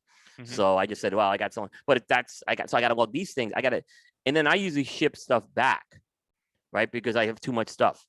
Yeah. So I end up shipping stuff back. So it's a lot of moving parts is what I'll tell you. And the fact that, like wait 2 years from now, Matt, when you're in your third trade show, because you're going to have a lot more stuff. I guarantee it. It's just going to be, Oh you're going yeah. to see We already me have so more. much I mean, shit. I take 3 laptops out there, three Oh yeah. laptops, one for backup. Yeah. One for backup and then one for editing, and then just my third one's just my personal one, which so I have 3 laptops I set up at this thing, which is why I just had to go get my TSA pre-check stuff so I don't have to take these out of the bag when I fly. Yeah. It's yeah. I mean, I probably should have shipped stuff back when I went to Florida. I mean, I came back with, hold on, I'm counting, at least 7 boxes of cigars, and Yeah. then like 60 singles, and then like some bottles of whiskey that were like special that I came Yep. across, and then like there was like other stuff like ashtrays and just other accessories and Yeah. all this other Yeah, stuff you're that I gonna bought. be. I came back with and I was like, like, fuck it, I'm gonna pack it in all the luggage and the travel cases and all that. I made it work. I won't ever do that again. And I said No, to I Nicole, don't. I'm like, let's go to a UPS store and just ship it back. And then I never did because we were so busy and I didn't want to deal with it. But I'm like, honestly, after getting it home, going to Orlando, which Orlando's a rough airport to get through. It's so busy. I was like, never again. So in Yeah, that's Vegas, why I drove. we have That's why I plenty drove of on this trip. time. We have plenty of time. As soon as a lot of that's over, a few days before we leave, I'm just like, you know what? Pack it up, send it home, and it'll be there when we get back. Because I'm not lugging it through the airport again. That sucked. So Yeah, yeah, no, never yeah, again. yeah. It's gonna be. I said it's gonna be a project to behold, to say the least, this year for me. And years I've driven out to Vegas 3 times. And part of why I drove was because of you know, dealing with all this stuff. But now the job I'm in, to take 2 weeks off, it's tough because it's to drive. It would require 2 weeks off. Right. And be honest with you, the drive is I just did a drive, and I'm getting older. It's getting a little tougher to do cross country drive when you're in your 50s. So, Do you take the you know, Cadillac to Vegas or do you take the Lexus? no, I don't have a Cadillac. No, I usually rent the car. I take the pink Cadillac. I forgot the pink Cadillac to Florida. I actually have a little pink Cadillac I take along with me, and I forgot it. It was literally sitting in my garage when we left, so I did not take it. But no, I won't be taking it to Vegas. If I drive, I take it. If I fly, I'm not. So Yeah, yeah. The what was I gonna say? Shit, I totally just lost what I was gonna say. I had something loaded, ready to go. Damn it, I lost it now. all right, cigar is fantastic. This is one of the Oh, it best. is. This size is incredible of the Julius Caesar. Incredible. This one I've already had for a few years, so it's been sitting and resting. Yeah, you have the secondary band on yours. Yeah. So this was from 2019. So yeah. This has got some. This is By like. far, it's the best. And I love Julius Caesar. This is the best size I've smoked of this. Yeah, I love Julius Caesar in general, but yeah, you're right. This Yeah. size is good. Yeah. The only one that I didn't like was the what do they call it? Hail Caesar. The double perfecto one. Okay. That's probably my least favorite too, because the Hail Caesar is the 6x60, and it's actually pretty good. I like the Hail Caesar a lot. Yeah, it's actually very good in the 6x60. Yeah, that short little double perfecto I didn't like. I would agree. Not that it's bad, but one size has got to fall off, is what I usually say. Yeah, I'm not usually a smaller size smoker. I'm not but I smoked it. I think I did it way back when I was on the ash holes. We did it, and I just remember being like, I love Julius Caesar, but I didn't like that cigar, and I was like, it's just got to be the size for me, and because I know I like that blend. So yeah, and then I. Since then I've smoked a lot of them, and I'm like, yeah. Every time I think about it, I'm like, I've had almost all of them. They're all pretty good. This one's my favorite. The Hail Caesar's pretty good. The Churchill's pretty good. I like that one a lot too. Love the Churchill. That's another.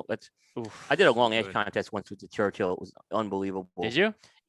Yeah, and it was great. It was probably the best tasting long ash cigar I had because you know how they can get when you get into those long ash contests. They get harsh, but this one wasn't bad. Yeah. I had a last Sunday, I had a an Opus X Super Bellicoso. I had a very good friend in town, so it was a special occasion. I had something a little extra special, and I wasn't trying to long ash it.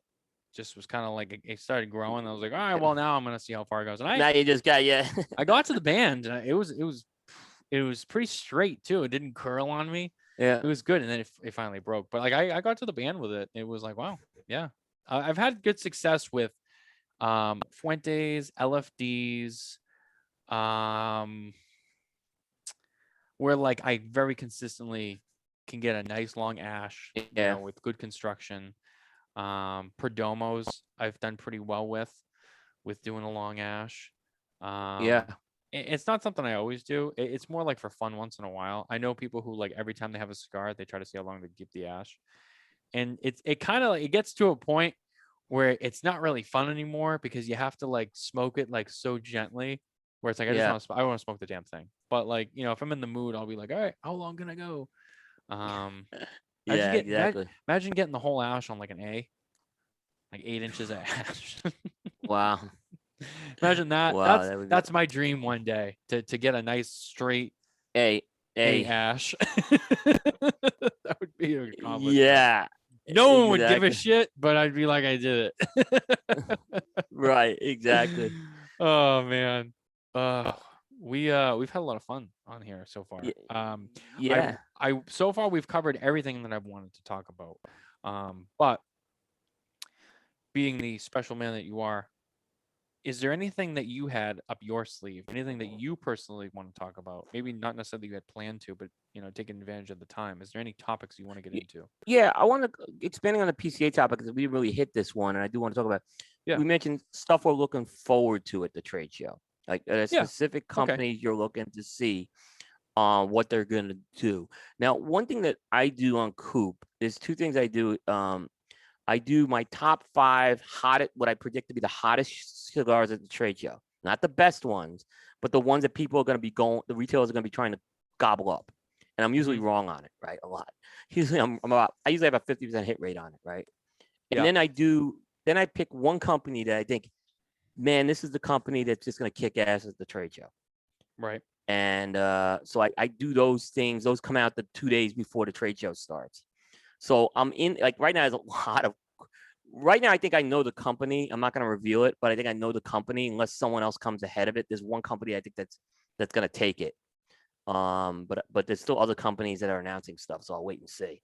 But the company that I think is going to take it hasn't formally announced their stuff yet. So that's why I'm like, I don't even want to say it, because if I say it and then they end up not announcing what I think they're going to announce, it's going to be a big disappointment. As Matt Booth would say. I mean, Matt Booth's got I know Matt Booth has a 12th anniversary cigar coming out. Well played, Cooper. Yeah.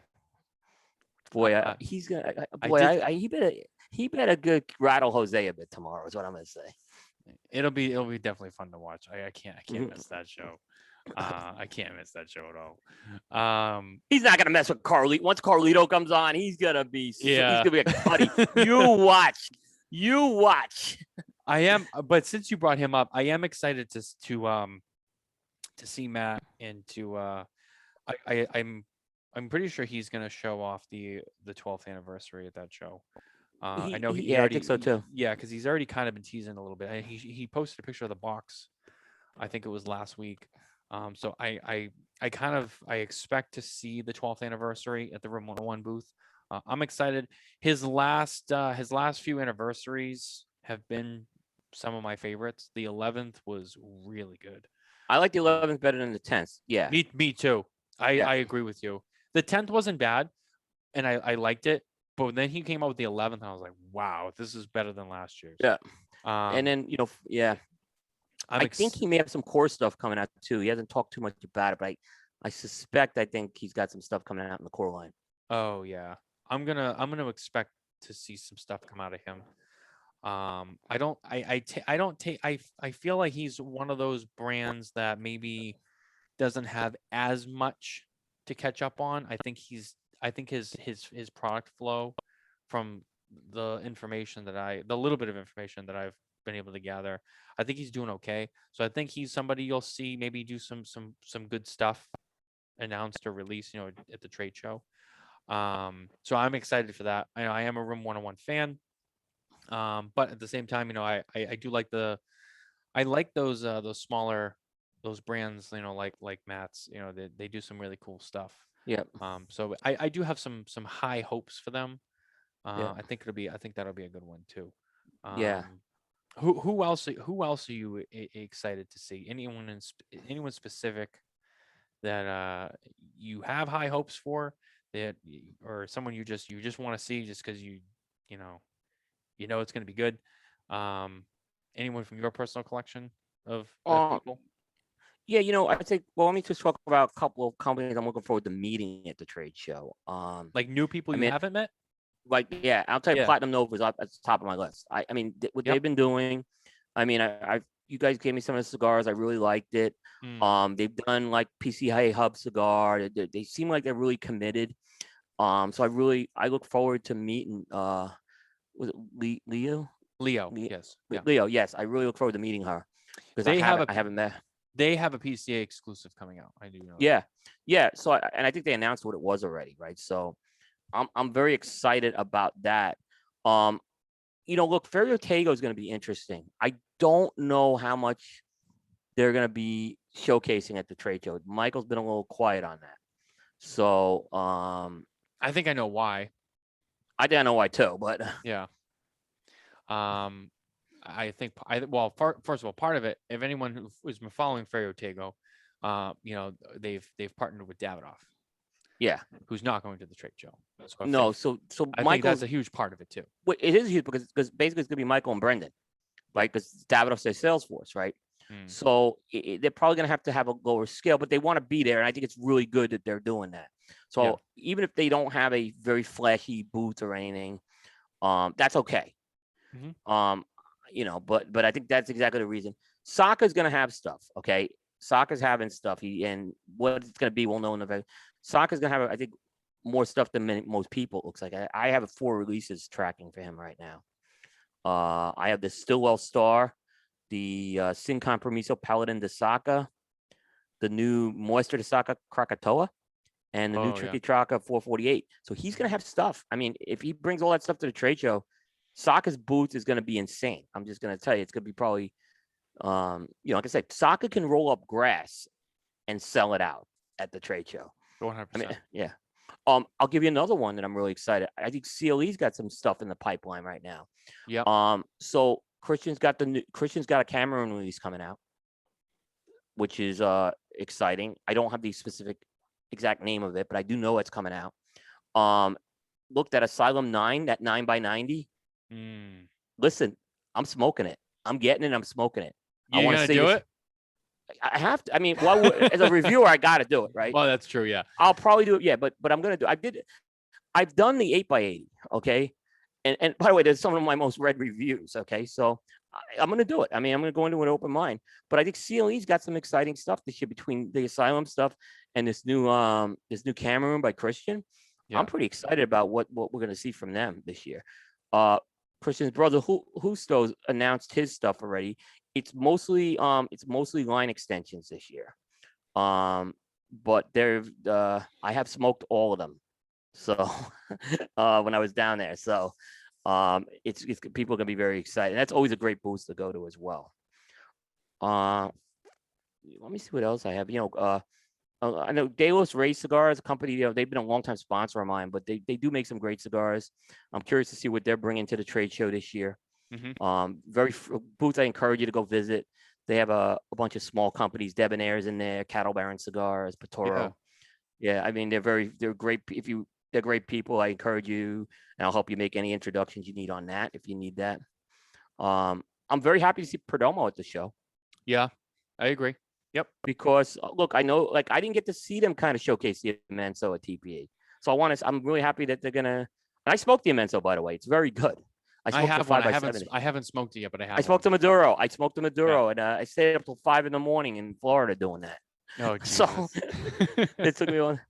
So yeah, I mean, so there's some companies that I'm pretty excited about too. It's always good. I spend time with Pete out there. Yeah. He's always great with us in the booth. So but there's other companies. Like I'm gonna knock on the door with Ashton again. I haven't made progress with Ashton, but we're gonna knock on the door and we'll see what happens. Yeah. I think that'll be an interesting one for us as well. We haven't really done much with them or really they've been tough. They're tougher to get, but yeah, we thought the same thing 3 years ago about Alec Bradley. Like we thought eventually people realize what we're all about. It takes a little time sometimes. So there's no hard feelings. I mean, so we just keep trying until it happens. The Dan Thompson from McAuliffe Cigars is with us right now, and he said, any view on the quality of the new releases since there was not a trade show last year? Interesting take. I'm seeing a downturn. I have seen a downturn. And I heard, I don't want to put words, I thought Dave Garofalo on a Cigar Authority said something about it too. Like he said, there's definitely been some, I mean, I can tell you, I've had draw and burn issues galore on a lot of cigars this year. More so than I have. There's other companies they haven't missed a beat. JRE, Perdomo, their stuff's been fine. So, but I have seen some. So I want to see what happens as the big summer releases come out, if that continues, before I kind of say we have a problem here. Yeah, I mean, it kind of reminds me of that conversation that Dave had a show last year in the thick of the pandemic, talking about, when he was saying, well, boom's going to come, there's going to be a cigar shortage, people are going to, it's going to, he was predicting, like, well, he goes, I see it being a little bit like the 90s again, where people are just trying to roll and box them, get them out the door to keep up with the demand. And he talked about how, that it happened in the 90s and there was a lot of crap that was coming out in the market. Yeah. And you look at people like, the Fuente family, who have always said, and it's on a lot of the boxes, it's on the ashtrays and stuff. We will never rush the hands of time. We whatever it takes Right. to roll it, age it, and get it out is what it takes. We're not going to cut corners just because people, are begging for it. Yeah. We understand, but we're also, as much as people want to get it, we'd rather make them wait and give them a good product than just get it to them and give them garbage. And then it's like, so I think that, some companies have done well with that. And I think some companies maybe, whether they took a gamble on that or they just, I don't know. I think you're right. I've noticed that too. There's been some stuff that's normally really consistent that I've had a few of, and I'm like, the hell's going on? Like, Yeah. like what's going on here? But Yeah. it makes sense with with the state of the industry right now. Yeah. Another company I'm really curious to see what they're going to do this year is EP Carrillo, coming off a big cigar of the year now. Yeah. Do they bring something else to the show this year? Like, the pledge has been one of the more sought after cigars in demand this year. It took me 4 months to get my box, and I bought a box of them. Mhm. So it took me 4 months to get a box of those. So, again, is he kind of going with some new stuff? I know he's bringing back the short run, but I think, I'm really, and by the way, they're very friendly in that booth as well. Ernesto's always generous with his time. Bear and I did a pretty good interview with him there 2 years ago, coming off the Encore, getting number one. So Yep. I'm really curious. I think this second number one has had more buzz for Ernesto, just because I think it was in demand. So I think that's a big part of that. But I mentioned Ernesto because there was one year I thought Ernesto rushed some stuff to market, and this was 2013. They released a cigar called the East Stunner, and it was terrible, right? Except when you aged it in your humidor for like a couple more months, it got really good. Yeah. But it hit the market with such a negative that I think the brand just never had a chance to catch up with it. But the cigar turned out to be really good if you aged it. So, I've seen companies sometimes go a little too fast with that. And you talk about Fuente, the other company that doesn't rush anything we're talking about tonight is JC Newman. Mhm. I mean, 3 years for the Black Diamond and 3 years for the American it took. Like, we waited 3 years for those cigars, and they would not release it until they thought it was perfect. Right. So, Yeah, I mean, there's definitely a method to the madness. I as much as I'm one of those people, I hate to wait for anything. But like, I'm also one of those people where it's like, I also respect and understand. Like, if someone's like, well, I could release it now, and it might be okay, or I could wait another 6 months, a year, whatever, and it'll be fantastic. It's like, well, I'd rather yeah. be fantastic. You know what I mean? I'd rather, if I Yeah. rather have a fantastic than okay. So, it's But hard. I would too. Like, I it's would too. demand, you know? You know, I cut out things like pre-release reviews a few years ago for a lot of these reasons too. Because they just, there were quality issues, or they weren't the same. Matt Boots is a good example. He'll tell you, like, when he had his first cigar, the original Room 101, it Yeah. was like the hottest cigar at the trade show. We all loved it, right? Hmm. What it came out was not the same. Matt will tell you it was something happened with that cigar, right? And a lot of us after that stopped reviewing trade show cigars till they were released, because what came out was not reflective of what we smoked from the trade show. Yeah. I mean, it's when you're talking about cigars, it's not it's one of those products. It's There's a lot. handmade. Yeah. It's handmade. There's variables. Yeah, things change. So I get that a lot too. I mean, Yeah. it's hard. Especially like when someone gives you like a pre-release sample, because I've been in this Right. realm too, where I've gotten pre-release samples from people, and they're like, here, smoke these and tell me what you think, blah blah blah. I'm like, okay, and I'll smoke. I'm like, wow, that was good. That was good. Then it hits market, and I'm like, oh, that was good. Let me grab some. And I'm like, hmm. I remember it being a lot better. Yeah. And vice versa. I've smoked stuff that I was like, okay, and then it comes out, and I'm like, I tried it, it wasn't that good, and then eventually I'm like, all right, I'll try it again. Like a while after, I'm like, wow, this is The, good. the, there was a couple years ago, General released the Spectre cigar, which was like a $95 cigar, but they gave samples at the trade show. Mm, Now, a few of us actually spent the money on those cigars, right? yeah. And the reason why I spent the money originally, well, one is I don't read trade shows, but two, they actually changed the bands, right? And I wanted to have the final bands on it, right? I could tell you, like, people who reviewed the trade show cigars killed it. People who bought them, like Charlie and I, we loved that cigar. So there was a Yeah. huge difference. I just didn't even know why they bothered to give that out at the trade show. But sometimes the desert could, the desert does stuff to these cigars. I mean, you're gonna come back with cigars cracked. I mean, there's just no way around it. Oh yeah. Make sure you pack Bovitas. Make sure you pack Bovitas, by the way. Oh yeah. This ain't my You're gonna first need. rodeo. Yeah. Okay. Okay. Yeah. Well, It's dry out there. I was 4 or 5. I was 4 or 5 rodeos and forgot Bovitas. I went to the Bovita booth. They helped me out. So Yeah. I was like, they were great. I'm like, I'll buy them. They go, here, take how many you need. They gave me a whole brick of them. So I was like, they were great. So Yeah. It's. I was even telling Nicole, I'm like, hey, we go out there. Preparation for the quality of stuff we bring out and stuff we bring back, like it's dry. It is it is dry. dry and it's hot, like too. Like, And yeah. So the heat and the dryness, oh man. Like if you're going out, like here's my thing. Like when you go out there for like a weekend, couple of days, mhm. it's not so bad. Especially if you get out there and you start burning them, it's not that bad.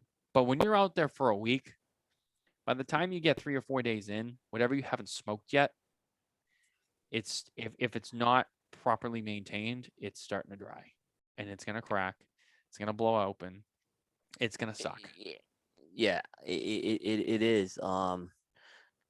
Which is one thing I do like about having the media house is I do get up early, like and have a smoke before the trade show, and it's usually someone gives me a cigar and they really want my opinion on it.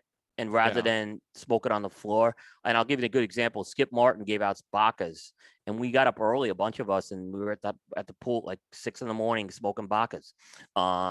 Because again, it was like once you're on the trade show, you're not going to really enjoy a lot of your cigars on the trade show floor. Yeah. Um, it's one of those things where you're walking around, you're talking, you're not really paying attention to the cigar because there's so much other stuff going on. You're smoking the whole time, but you're also like, it's just secondary, you know. So yeah, the trade show floor is not really a place, you know, where you're gonna want to smoke stuff for the first time, or if you're gonna smoke on the trade show floor, to me it would be like smoke stuff you already know that you're not worried about like making a first impression with, because you're not going to be paying attention to it. You'll be smoking because you're at the show, but it's like Yeah, don't smoke something that you like really want to pay attention to, because you're gonna smoke it and be like, I don't know. You're gonna be like, yeah, was that good? You're gonna, because you're like, I was too busy talking to like so many people yeah. running around and like taking photos, and so yeah, I see that. Actually, since you bring it up, is Romacraft going? No, They're not going. they're Oh, not going. Yeah, okay. they are confirmed as not going. Did they go to TPE? Did they go at any show? They didn't go to TP. They put the investment in Weasel Fest this year, Oh, which okay. I couldn't go to because I had the Florida vacation. So that was just that weekend is always it's our anniversary followed by family vacation time. We always go away that week. Except last year was the only time we didn't go. I think it was the last show in 2019. I thought that they did like a private party or something like They that. did great. They and this is I'll criticize the PCA a bit. they put on an industry party, right? And I really think the PCA should have thanked them for it a little more, because honestly, they brought the whole industry. Everyone got to go to that party. Mm-hmm. Everyone was invited. There was cigars. You got cigars. You were treated well. I think they did one of the best parties I went to. The music was a little loud, but that's Roma Craft, right? They're gonna play the loud music, right? But that's okay. I mean, that's they did really, and I think they really should have been commended. And part of me thinks I understand why they took this thing and say, let's just do it on our own right now. I totally understand it. Their model is they usually want to use the event to meet with their customers, not so much introduce new product. Mm-hmm. It's not really. Occasionally they do. The Baca they did a couple years ago, obviously, but they're more about meeting their customers. It's more about relationships. So I understand why they did their event this year. Yeah, I mean, I think that again, so I didn't realize they weren't going. I'll be transparent. But that makes I feel like for them, yeah, they focused on Weasel Fest. Again, it's another manufacturer that that doesn't go. Not that it's bad, but it's like because there is so many other things that these manufacturers are trying to get caught up on or try to focus on that they couldn't do last year. And I think that last year being like such a no-fly zone for everything for everybody, Yeah. it's been interesting to see like how does that affect not just because of the trade show, just everything. Just so now that in general, like how do brands come back this year when they can do stuff again? Like, all right, so what are they going to focus on the most? So some Yeah. will focus on the trade show and getting stuff out. People like LFD, I think, took a good approach. Let's not do the trade show. Let's just focus on just keeping our shelves stocked with what we already have. A Romacraft, like you said, they want to focus on their customers. I think they're a smaller brand. They do the Weasel Fest. That's their own event. They can kind of do it's all their thing. It's their show. Yep. They can focus on that there versus going to a trade show that they probably feel like And I had this conversation with Luis Cuevas too of Casa Cuevas. So it was like they went to TPE and then they said but we're not going to PCA, and it was like okay, so it made a lot of sense for someone like them too, because they say we're a smaller company. For us Yeah. for the cost to go out to TPE and do all the business that we do, to turn around and go back out there 2 months later, it doesn't make any sense to us. So as the smaller brands, I think you're going to see be a little bit more strategic with how they spend their money this year and how they promote and do their business. Yeah. The bigger companies, yeah, like Perdomo, he's going to be at both shows. Right. He hasn't, his production hasn't been behind, so he's been able to keep up. That's great, whatever. So like he can afford to do that. So again, it comes down to a case by case basis of like what works for every individual. And I think and that's totally understandable. So Yeah. again, I was at the warehouse. Yeah, they had they had a pallet come in of the Mensos the day I was there. mm, It was pretty cool. Yeah. So yeah, I was with I was with Arthur that day because Nick was in the garage. By the way, Arthur is just one of the best guys I've ever met in the industry. Arthur Kemper. yeah, This guy has a pulse on the industry like no other. I mean, I can see why he's Nick's right hand man. He's really good, this guy. So, but yeah, I saw they had no production problems when this pallet came in. It was kind of cool. The truck was coming in as I was parking my car, so it was pretty cool. oh yeah, that's funny. Yeah, Yeah, I yeah, mean that's the cool stuff, I guess. yeah. You get to see. That's the geek factor, like Garofalo says. It's like, oh, the cigar geek comes out when you're like, woo. Now, I don't think United is going. I don't think I don't United's think they going are to the now. trade show. No. But is Garofalo going? Dave's not going. So As a retailer. I saw Yeah. him last time I saw him was right after TPE. Yeah. I think it was right after I got back from Florida. And I remember him saying, they did really well. They Yep. did really well at TPE. United did. And and I remember him saying that he didn't think that they were going to do PCA.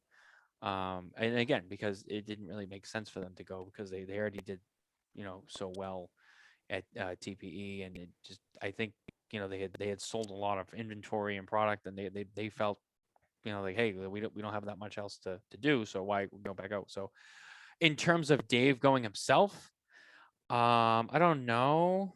I think he'll go because I mean he also has a retail establishment That's what I was wondering if to that was fund and all that. So, I think he'll be there himself, at least on behalf I of hope Two so. Guys Yeah, Smoke Shop and twoguyscigars.com. But I don't know if United will, or even if be there. they might not exhibit, but maybe Oliver still goes. I don't know. I'm not sure. Their That's a good question. their booth was one of the best booths at the trade show, design wise, and it reminded me of a high end La Casa del Habano. It just had that feel to it, right? It's Hmm. a very high end booth. It was very well set up, right?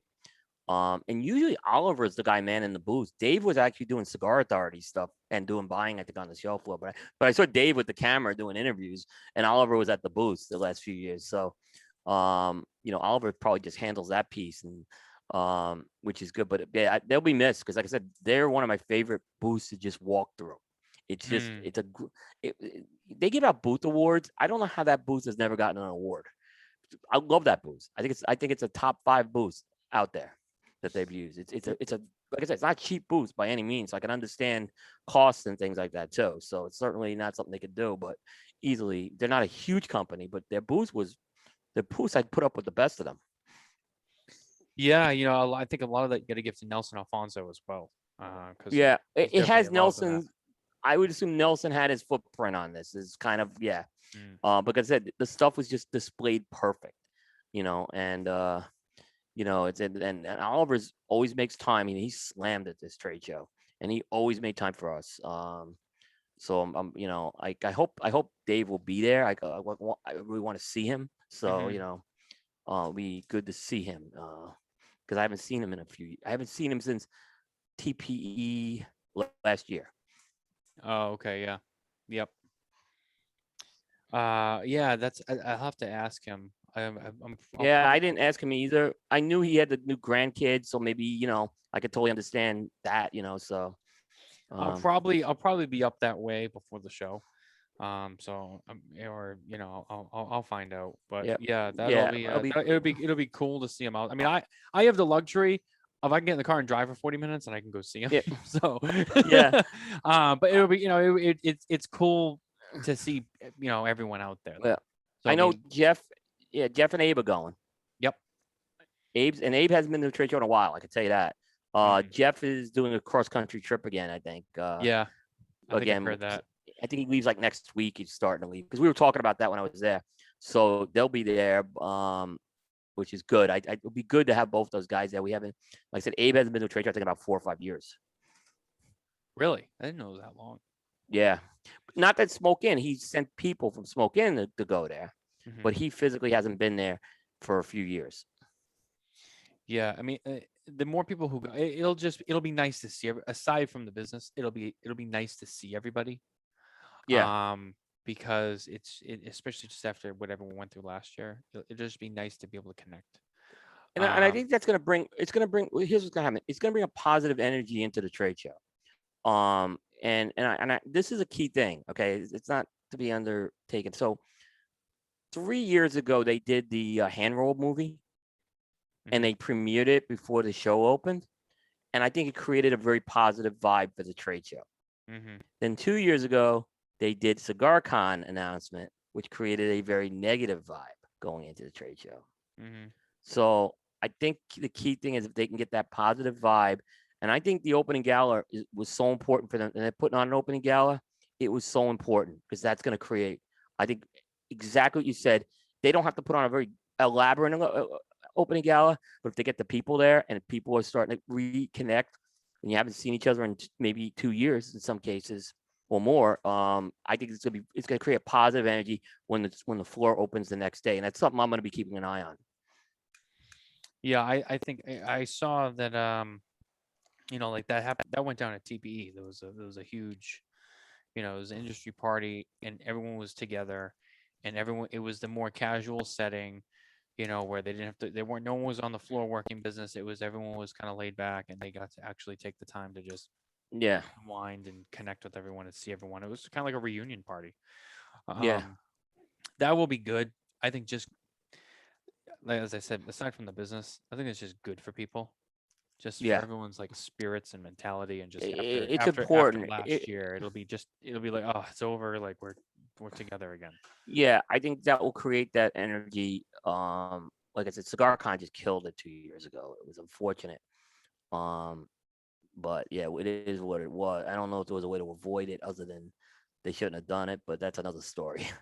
um, Mm. yeah, I so I think that. Sorry, I'm looking at my cigar here, and it's yeah, but I'm getting towards the end of mine.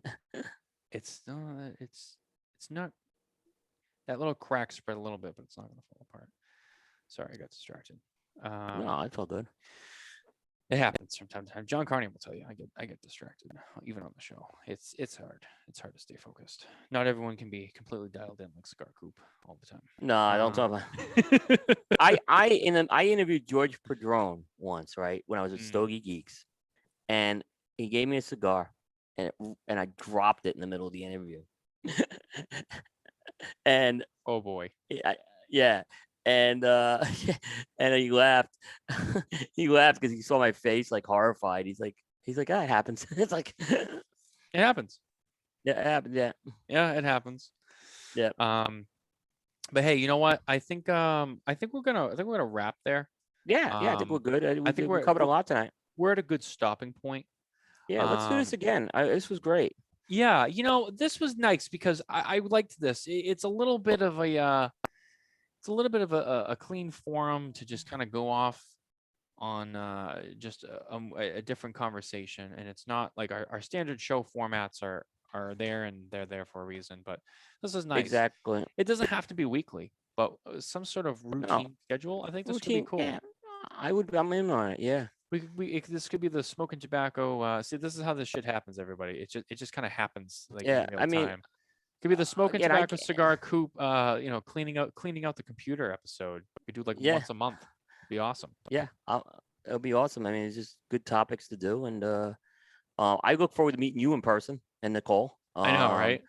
It'll be Please come awesome. out to the media house as well. We'll let you know when I think we'll be there most nights, but you certainly can come out there, and I'm sure we'll catch each other around the casino and the convention center as well. So I look forward. I really look forward. Am I gonna catch you at like 2 a.m. throwing dice at the craps table? You will not. You will not, because I have to. I tell you what, I do work at night. You will not see. The only time I go to bet Coop is letting flying. loose. Listen, this is when I go to. This is when I bet. When I fly back home, okay, and I always take the red eye. I get to the airport like 2.5 hours early, and I go to that stupid casino area Oh yeah, that I you know can what you're smoke talking in. about. That you Yeah, can smoke in, and you can't just like loiter in there, right? So that's when I bet like $100 usually in slots at that point. So just to stretch it out. So just to keep you in there without loitering. just to Yeah, keep me in there so I can have a cigar. Yeah. yeah. Yeah. Just taking So advantage of the system. yeah, exactly. So That's like when I go to that's the my bar. I play the video poker. I'm pretty good at video poker and real poker too. But yeah, I go yeah, to the bar and I play like I put like $100 bill in there, and I play like the max like what, and on those machines the max is like what, like $2, and I'll yeah. just crank that out, and I'll get my drinks for free, and and I usually walk away with most of, if not sometimes more than what I put in, and I drank for free, and it's a good time. You know, I hear you. Yeah. And I smoke. When I used to travel, yeah. When I used to travel international, I'd take my currency I had left over from like Sweden or England and cash it in at the casino usually. Yeah, I there you got go. best rate. So yeah.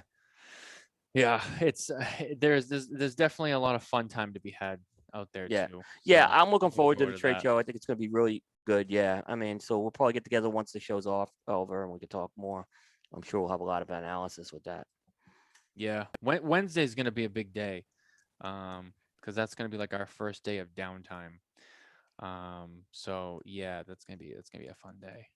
It's gonna be a lot. You're not going to are you doing a Wednesday show before, We'll do a show. So we leave Thursday right. night. So we'll do a regular show Wednesday, on the 7th, and then Wednesday, the week we're out there, we are gonna do a show. We probably won't have like a regular guest or anything because it won't make sense. We're gonna do Right. it from out there. We haven't decided like how we're gonna do it yet, like whether we're just gonna do it like in the hotel room, and just kind of keep it just like, whatever, or if we're gonna like try to do it out in a lounge or something. I don't know. Um, so details on that show we're still kind of putting together, just because we will be out there. You want to jump in on that? You can. I'll throw you an invite if you want Yeah, to. no, I definitely will. I'll be out in Vegas by that Wednesday.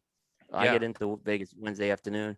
Um, I'm not doing my shows. I have one Thursday. I'm just not doing it. It doesn't make sense. Everyone's gonna be transit. Uh, um, so we haven't decided if we're doing a show the following. We have taken 2 weeks off in the past. But there's so much content we have. We don't like lose. We're putting video content out and stuff. So there's nothing lost. It's just to do a normal show those 2 weeks is tough for what we do. So Right. so we'll get into that when it happens. Yeah. More information to follow on that, I would say, is my comment at Yeah. this time for that show week. Sure. That Yep. week show. Same thing. Yeah. But I understand. other than that, like I said, it's been a good show. We should do this again. Absolutely. We can look do forward it. to We can do it. We can do it again, and we'll plan this out. We'll talk a little bit. Yep. Absolutely. Because I think this is a good idea. I think this works. This will be nice. I think it was great. Just fun. Good catching up as well.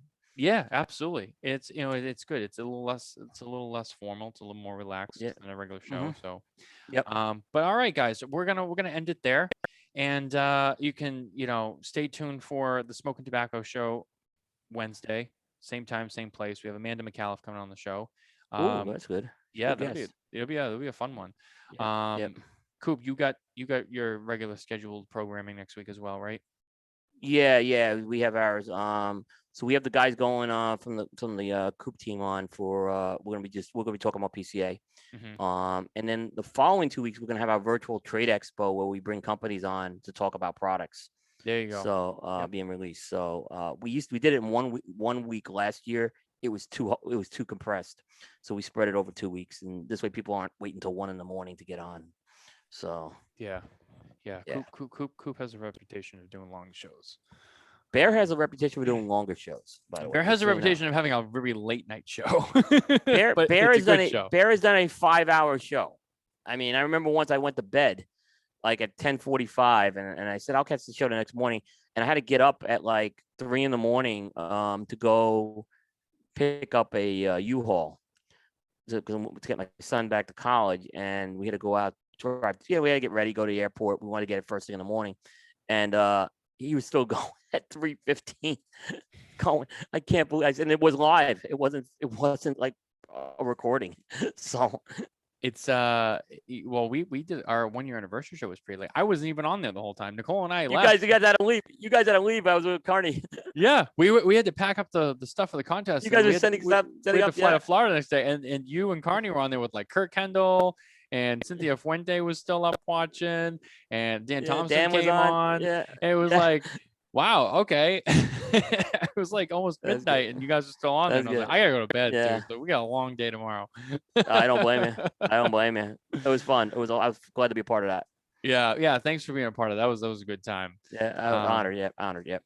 But yeah, guys, I think we're gonna end it there, and we'll see you guys all next week. Take care, everybody. And now I run into the issue of hold on. Why is my Facebook telling me that the video is not? We are still live because it's on my phone, but on my computer. You got to stop the stream. You got to stop the stream. Yeah, see, I don't normally use. Oh, here we go. All right.